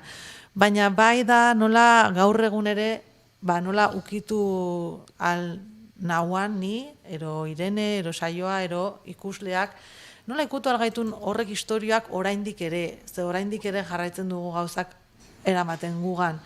Eta orduan nola gorpuztu historia hori, hori da ezberdin. Nundi gorpuzten dugun. Neri oso interesgarri iruditu zait proposamena, batez ere Adela eta Martirioren prismatik nola ikusten den historioa, edo beto zana, Adelaren prismatik eta Martirioren prismatik nola ikusten da historia bera. Bai, hoixe, azkenean nahiek dira hilo konduktoreak edo ez, hori da, nola ikusten duen batak, nola ikusten duen besteak, eta idatzi zenetik gaur egun arte ere, ze referente kultural ezberdina dazkagun, orduan igual abestiak edo jazkerak edo makillajeak edo da pixkat dana batzen duen koktel bat, azkenean hori da aspaldiaz izan kontu bat, botere harremanak emakume zapaldua etxen egoteana, kontu guztia, sexualitatea errepresiboki bizitzaren kontua, hori, eta gaur egun arte, kapa horiek gehitu nahi izan da, estetikoki bestiekin nola kontatzen dugun. Eta gero ere, baita ere, nola kostatzen den batzutan emakumen artean, babesa ematea elkarri. Azkenean, nola batzutan gauden hor, demostratu behar izan, ni gai naiz produzitzeko, ni gai naiz iteko ez dakiz zer, eta ni gai naiz, azkenean ondokoari ere, emakumari ere egiten diotela hola, ez? Eta hori ere, ez genuen horrela bukatu nahi, orduan badaka beste itxiera bat. Baina oso pozik horrekin, eta izan dugu aukera antzesteko, azaroaren 25. inguruan, egin genituen emanaldi batzuk, Antzuelan egin genuen, ere, eta Bilbon eta Ibarren eta horrela, eta Topaklaunean ere egon ginen, ze badaka drama hori taularatzeko komedia ikutuak ere baditu. Orduan Topaklaunean egon ginen bai, eta eta ontxe laster egongo gara Sopelan, maiatzan 14, Sopelan egongo gara. Maiatzak 14, urrengo aukera ikusteko. Hori da. Ez galdu ondokoak. Bueno, artista poliedrikoa gaurkoa. Zalantzarik gabe. Zareteke jauko. Pena bakarra daukat ez ziozula esan, piano afinauta genuela eta nahi bali mazuen jotzeko aukerare bazegoela. Bota ezakeu, bigarren kafe bat hartzeko Marianorekin batera etortzen badira biak, laugarren kafea. Arazorik gabe. Bai, arazo gabe. Gainera, piano politxak kasuen hemen, hori besan behar da, Bai. Jendeak ikusten duen. Ronis Martirio ikuskizunan agertzen da, bai, piano bat holtzan, musika beti oso gertu nereak bere lanean. Bai, egia da ere, gainera, Irene beste antzeslea ere piano jolea dela, eta abeslaria, eta antzeslea, beste matxin bat. Piano hori, lehenengo aldiz jo nuen, estetxe batean igaro zituen urte pila, eta nire esutara iritsi zenean, Lorcaren Yerma obran musika jartzen. Pintxa, ze loturek. Eta gainera, datorren astean, gurekin izango den Ana Arsuaga Berde Pratok abestu zuen bertan. Elena Aranbarrik zuzendutako Yermaren egokitzapen hartan. Eta oso goza politi izan zen, bete zuten oholtza, Leidor Aretoan lurrarekin, oholtza osoa, pentsa 12ko ahoa eta 10 metroko sakonire izango zuela zikloramaraino, dena lurrez beteta, eta pianoa lurraren gainean jarri genuen. Eta, ostras, Lorcari musika jartzea, Yerma zaritzea, lurraren gainean, ze lur ez emankorraren giroan, eta alaxi izan zen, eta bentsu, hain izan dezunean, lotura polit-polita sortu da hemen gabe, bai? Horrela da, poesia, horrela artea, bai. Horrelako Gainera, hainbeste gauza ikasita, ni oso gustora izango nintzen nerearen ikaslea.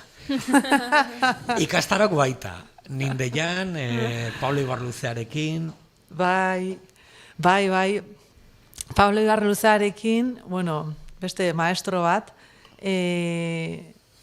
berak egin zuen Euskal Herria etorri zanean, berak ere antzerki fisikoa ikasi zuen Lekoken, eta eman zuen lehengo ikastaroa frontoi batean hor laudion, eta hor apuntatu ginen, einaut eta joia esagutzen ginen, eta hola batzuk, eta bueno, hor hasi ginen, da hor esagutu genuen, eta esan genuen, tipo hau ona da, eta bai, eta ez da izeta.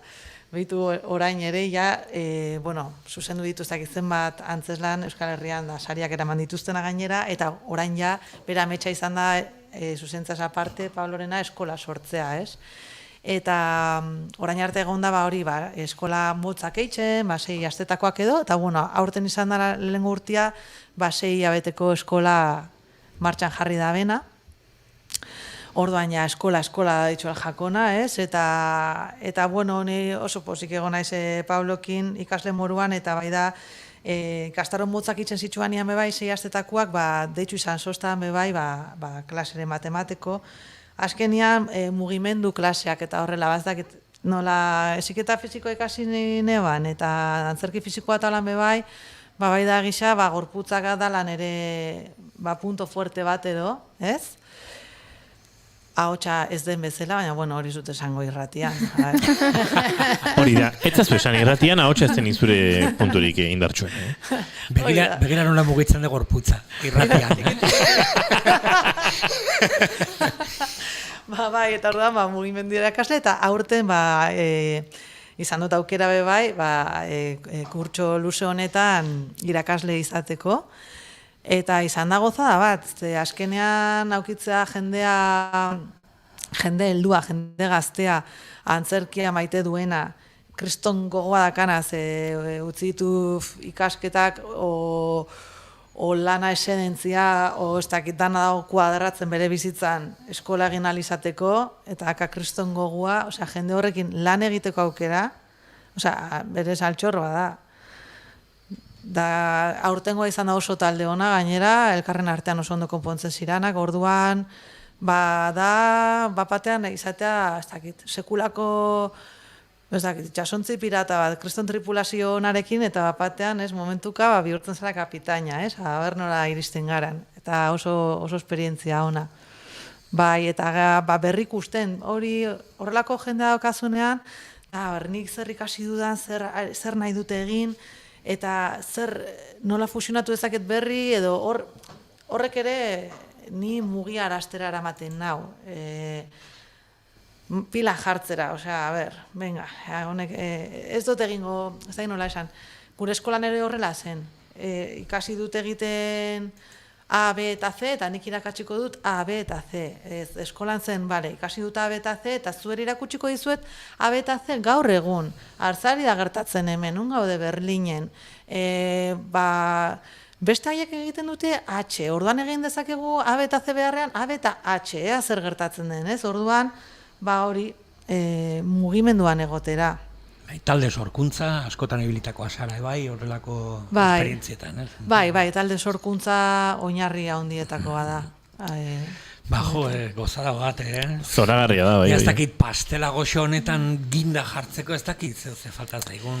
Bueno, eske lehen aipatu duzue pianoa, eta nik piano hau entzun nun lehenengo aldia izan zen, Inigo jozunen eta Ane Guevara ipuin kontalariak ipuin bat kontatu zunen. Eta beida ze lotura, porque Ane Guevara egonda Pablo Ibarluzearen eskola horten. Beida nola lotzen dira gauzak. Orduan, lotura hau borobilagoa izateko, agian ipuin bat entzun beharko genuke. Porfa, mese. Agian. Noski. Kontatuko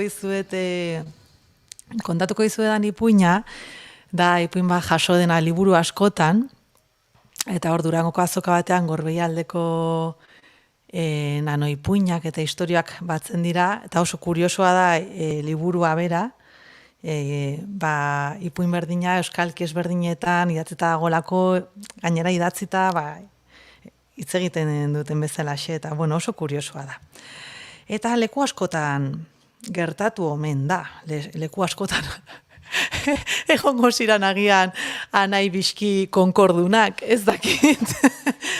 Baina, bueno, hau Lamindao inguruan gertatu zen, Baltzolako kobak dauden lekuan, handik gertu, baserri bat dago, eta baserri horretan bi anai bizki konkordun bizizian. Eta goizero hauntzak eramaten zituzten larreetara, baserritik nahiko gertu zegoen arkaitz batetara.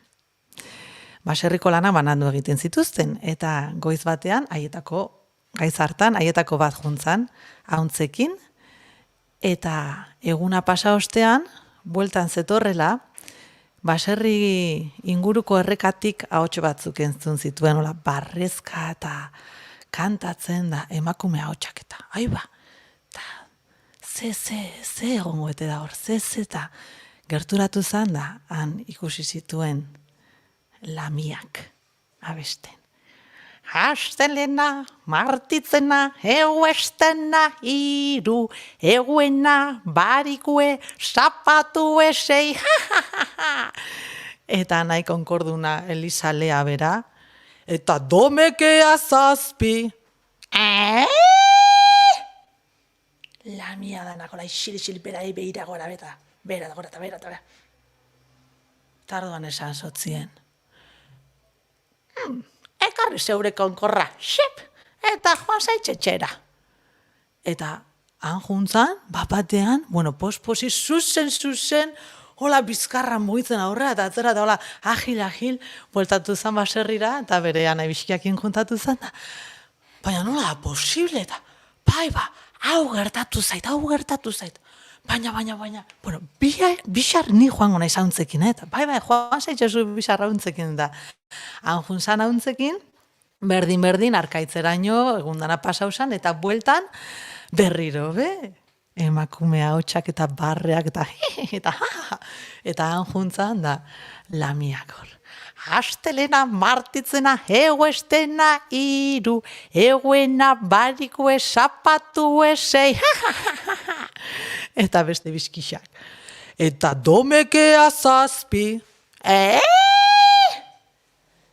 Hartu izu zeure anai bizkixan konkorra, eta joan zaitxetxera.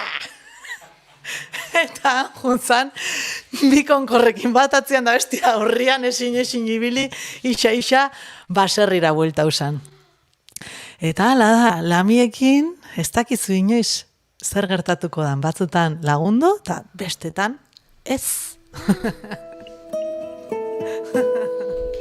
Eskerrik asko.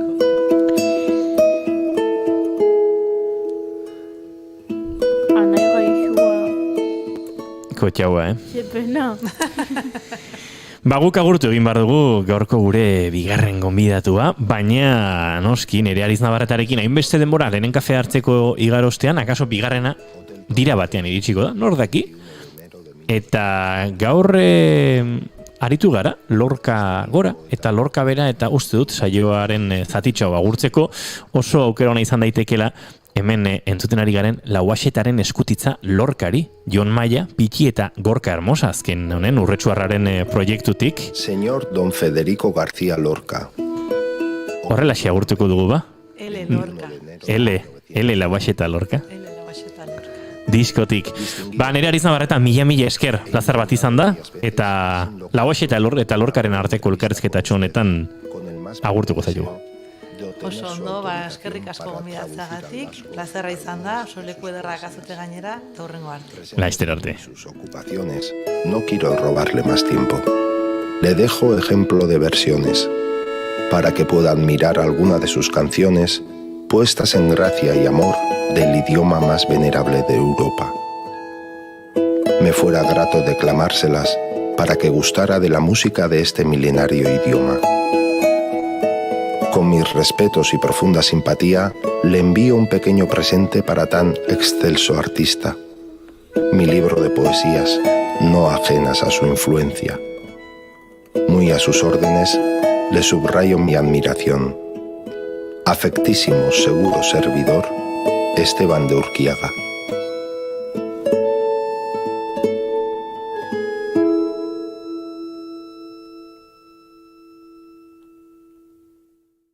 Arratsaldeko 5:29 minutu, bagoaz aurrera eta segituan Kontxita Beitiarekin aritu behar dugu hainbat euskal emakume ahaztu gurera ekartzeko.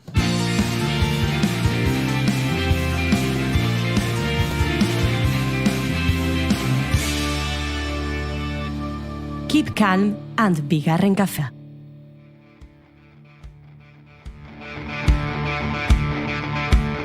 Ertzetatik erdira, atzetik aurrera, zulorik zulo eta barreraz barrera. Emakumeak plazan egin du karrera, izan zirenei esker, gu ere bagera.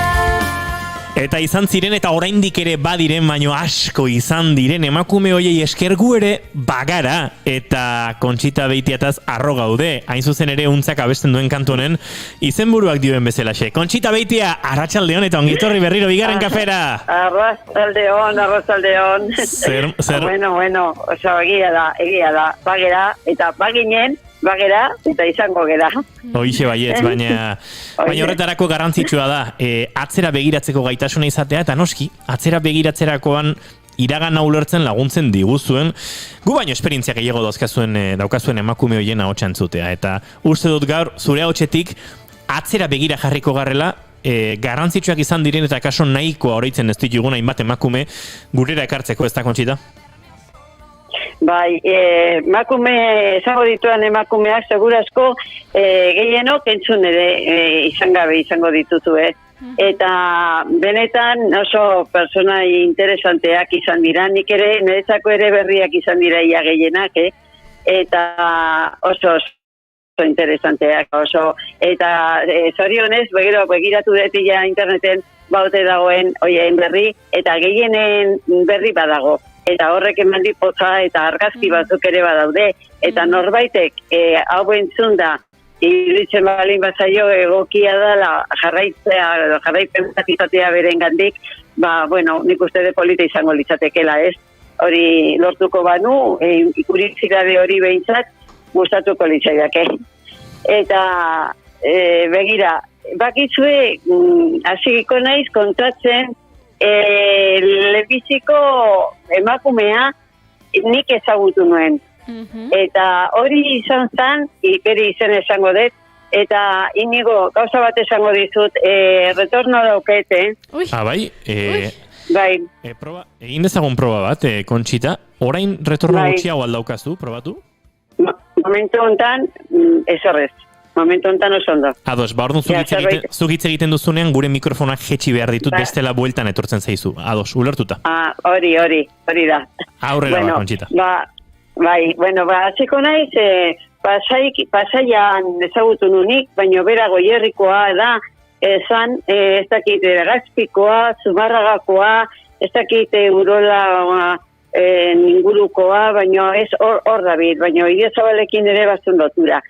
Eta, baina batez ere, Pasaiko Eskola Nazionaletako zuzendaria izan zan urte askotan.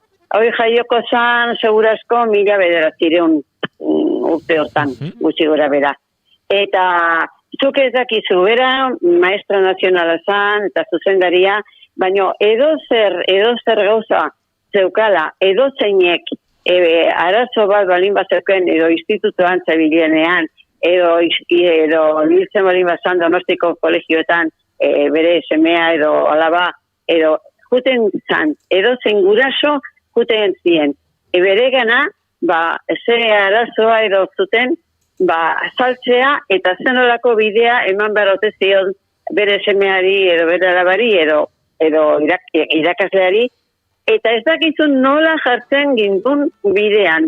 Ni goratzen ez, nire gurasoak ere juntzien, nik ingresoa, batxillergoko ingresoa egin behar nun, eta nire eskolako monjak esan ziaten, etxoiteko beste urte bete, eta orduan bertan egingo nula ingresoa, urrengo urtean ila batxillerra jarri behar zuten, eta bueno, iruditzen zitzaien gutxik egiten gendu pasaian batxillergoa, eta iruditzen zitzaien gokia izango zala gelditzea. Bueno, nire ama juntzan emakuma honen gana, eta kontatu zion historia, etortzeko bera honea esan zion. Junintzen beran gana, galdera batzuk egin zizkidan, eta oso jolasen moduan, beratzi urten itunik orduan, eta zuk ezakizu, ze gustora atera nintzen, eta esan zidan, zu jun behar dezu ingreso egitea, institutora, bai, jun behar dezu. Eta hola xefu nintzen, eta probatu non, eta ia marurtekin idazin nintzen batxillergoa egiten.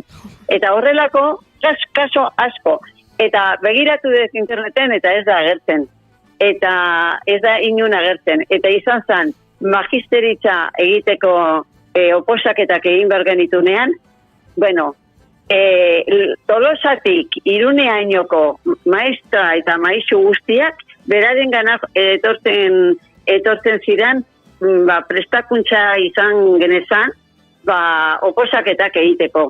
Eta izugarri irakasle eta persona ona.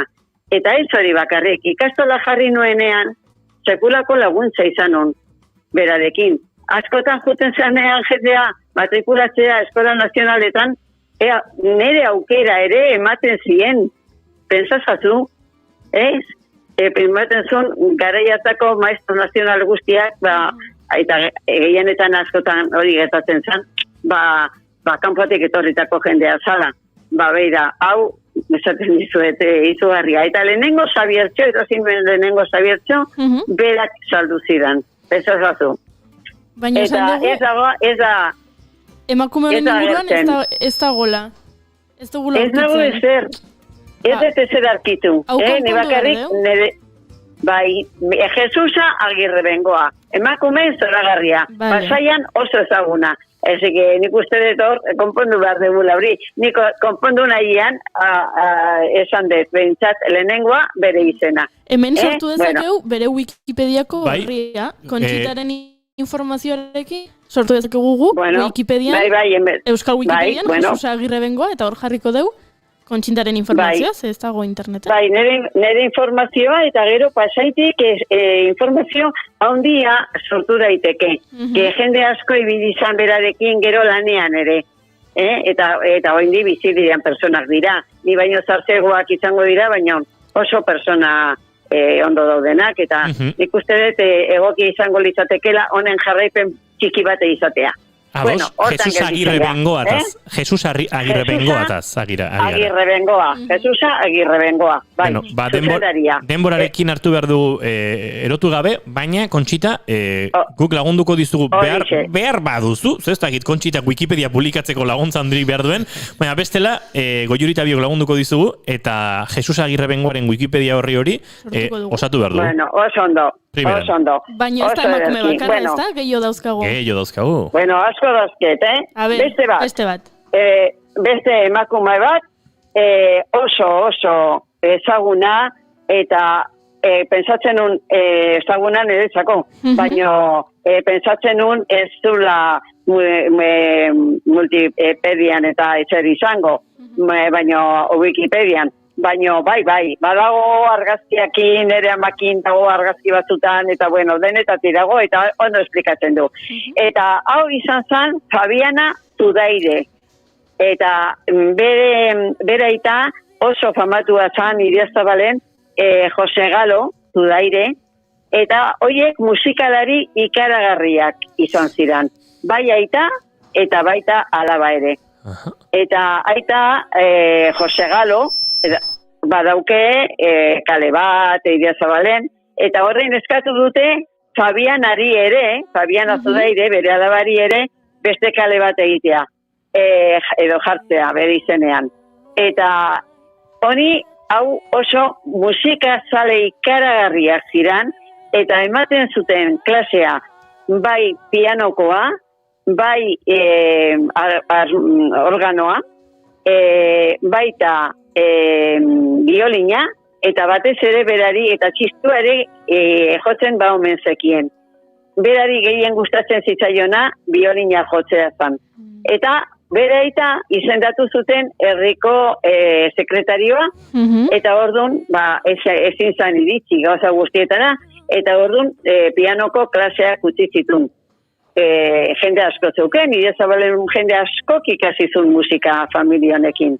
Eta orduan, berak hartu zituen, pianoko aitan ikasle ez diranak, pianoko horiek berak hartu zituen, eta berak erakutsi zien, umeaiei pianoa jotzen.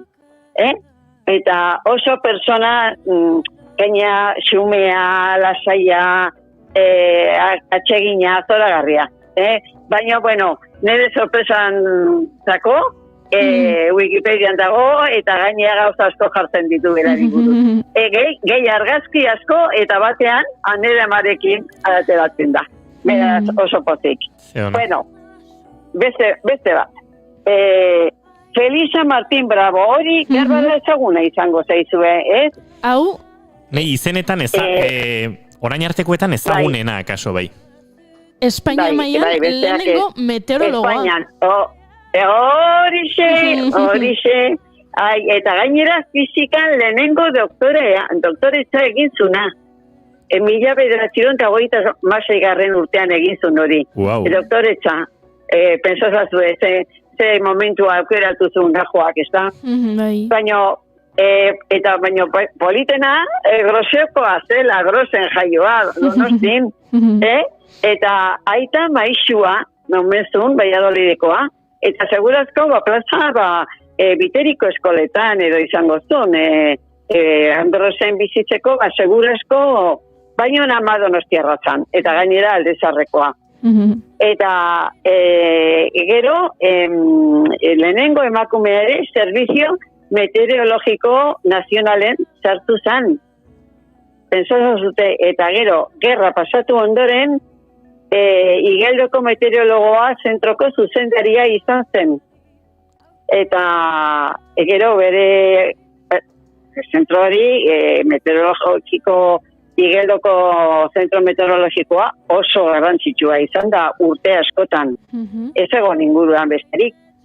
Eta gero, honek utzizunean, edo jubilatu, edo hil, edo ez dakiz egertatuko zitzaion, Carlos Santamaria oso personai ezaguna Donostin, lekuko hartu zuen, eta gura ere egon zan, urte askotan, Igeldoko meteorologiko zentroko zuzendari moduan. Eta berriro, deitu zuten Madrida joateko, eta ez dakit azkenean zer egin zuen.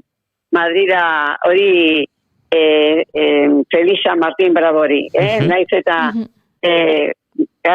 hor gerra garaian, eta gero doktora batzoa egin zunean, eta Servizio Meteorologiko Nazionaleko zuzendaria zanean, eta hori dana, Madriden bizi izan.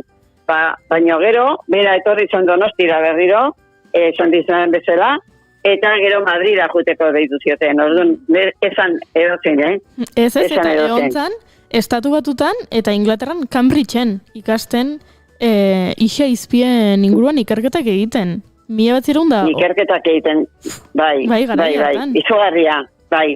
Garai hartan, da, 1888an jaiozan, eta 1967an izan, eta nik ezagutuko nun behar bada, biztaz, grosen bizi kamalin bazan, edo, bueno, igual, handik etorri zanean, ezan grosen, igual amenidan bizi zan, pensatu behar dugu, ia horrelako kargu batekin, behar bada, bai. Gero oso interesgarriak, biak nafarrak, Emiliana Zubeldia eta Maria del Villar. Eta Emiliana Zubeldia garai berekoak dira biak, jaiozan Salinas de Oro. Pentsa zute ze herri txikia dan, ezagutzen dezute Salinas de Oro. Nik ez, egia esan. Pues Nafarroan ikuste dut Lizarrako eremuan edo dagola, Salinas de Oro. Eta izan zan, piano jolea, kompositorea, obra pila bat egin zituen, eta, bueno, oso emakume, ez dakit, oso famatua, Eta hau ibili izan Parisen eta munduan zehar, Eta gero, Maria del Villar hau ere, garai berekoak dira, baina nik liburutik hartu dut, eta ez omen dakite, naiz eta garai berekoak izan, eta beren lana nahiko berdintxoa izan, ezagunak izan ote zidan da ez. Hori ez dute jaso. Eta hau, Tafailakoa zen, Xabiak Nafarrak, eta dantzaria, aktorea, idazlea, izlaria, errezitailea, eta kazetaria. Pentsatzu, ze emakumek zeuden garai hortan, eta gero Donostian hil zen. Azkenean Donostia etorri izan bizitzea, segurazko ja zartuta, eta jubilazio pasatzea, leku onera etorri izan Donostira. Bai. Kontxita, gogoratu behar diguzu liburuaren izena. Ze kontatu zen liburu batetik abiatuta... Bai. Baginen. Baginen da liburuaren historia, izena. Eta gero, horrean jartzen du, Euskal Herriko historia emakumeen bitartez. Hori da, eta egileak ere, esango dizut nahi izan ezkero, Txalapartak editatu du, eta beraien izenak dira Zira, Zerkin dago, Zira Crespo eta Elena Ziordia. Horiek dira, eta ez dakit denbora gehiago gelditzen zaigun, Uritz Aizpak ere komentatzeko pixka bat. 3 minutu dauzkagu oraindik, 3 minutu dauzkagu, Kontxita. Bueno, Uritz Aizpak, horiek ziren naparrak, horiek ere, naparrak asko agertzen dira, liburu honetan, eta horiek izan ziren ez itzaileak, eta gero munduan zehar sekulako lana egin zuten batez ere metodo berriak erakusteko, jende txikiei eta helduei bai. Baita unibertsitatean ere klaseak eta ematen zituzten, eta hango irakaskuntza ere aldatu egin nahi zuten.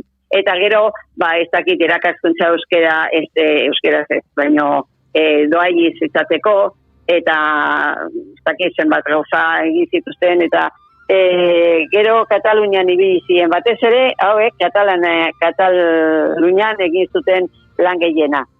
Baina Uritz Aizpak eta beren berri ere nik Katalunia jakin duen gainea. Eta gero daude bertsolari pila bat, badago Oiartzungo Josepa, eta beste Josepa batzuk ere bai, eta Josepa Hernanikoa, balkoi batetik abesten zituen bertsoak, eta batez ere bai musika, bai irakaskuntzan, eta baita abesteko eta bertsolari moduan, emakumeak izugarriak izan dira. Zientzia munduan oso gutxi arkitu ditut. Baina, bueno, ikusten asko daudela, begiratu buruan eta gehiago jakingo dugu. Uritz Aizpen inguruan, badunik liburu bat, eta kaso gustatuko zaizu, Pioneras, historia y compromiso de las hermanas Uritz Pi. Duela urte batzuk, Naparroan lanean ebilera oparitu zidaten, eta egia esan oso liburu interesgarria da, eta oso errex kontatzen du, zenolako garrantzi izan zuten, bai? Bai, liburu hori nik arkitu nu, liburutegi batean, Girona junintzen batzu pasatzea, eta arkitu nun, eta hauen berririk ez neuken, eta beira, irakasleak izan ziren, eta gainera bere bizitza, eta Elbira Zipikaren bizitza ere, oso antzekoa da gauza askotan. Gaina ikusten da bere hausnarketa guztiak estilo berekoak zirela. Bai, eta ez ditut sekulan entzun han ikusi arte. Zuk esan dezun liburu hori bera. Zegoen salgai. Bai. Kontxita, orain bai, arratsaleko 6ak hortxe mugan ditugula, eta gurtu bartzaikigula, baina datorren astean hartuko dugu berriz ere astia, zurekin eta akaso Marimirekin aritzeko lasai asko. Marimek esan dit, urrenko astean txintxo baietz, Txintxo baietz, oso ondo. Kontxita, muixo handi bat, eta paso ondo asteburua eta astea. Gauza beraz, eta kutxabira zoragarri dijoa, Venga, hurrengo astean helduko diogu horri ere, jakiteko nola doan. Horri ere heldu behar diogu, Izan ondo. Bueno, agur. Eta gu bagoaz, aio denoi ze ordua dugu. Agur! Astelenean arratsaldeko 4:00 aurrera mentsi izango gara, izan ondo aio. Keep calm and bigarren kafea.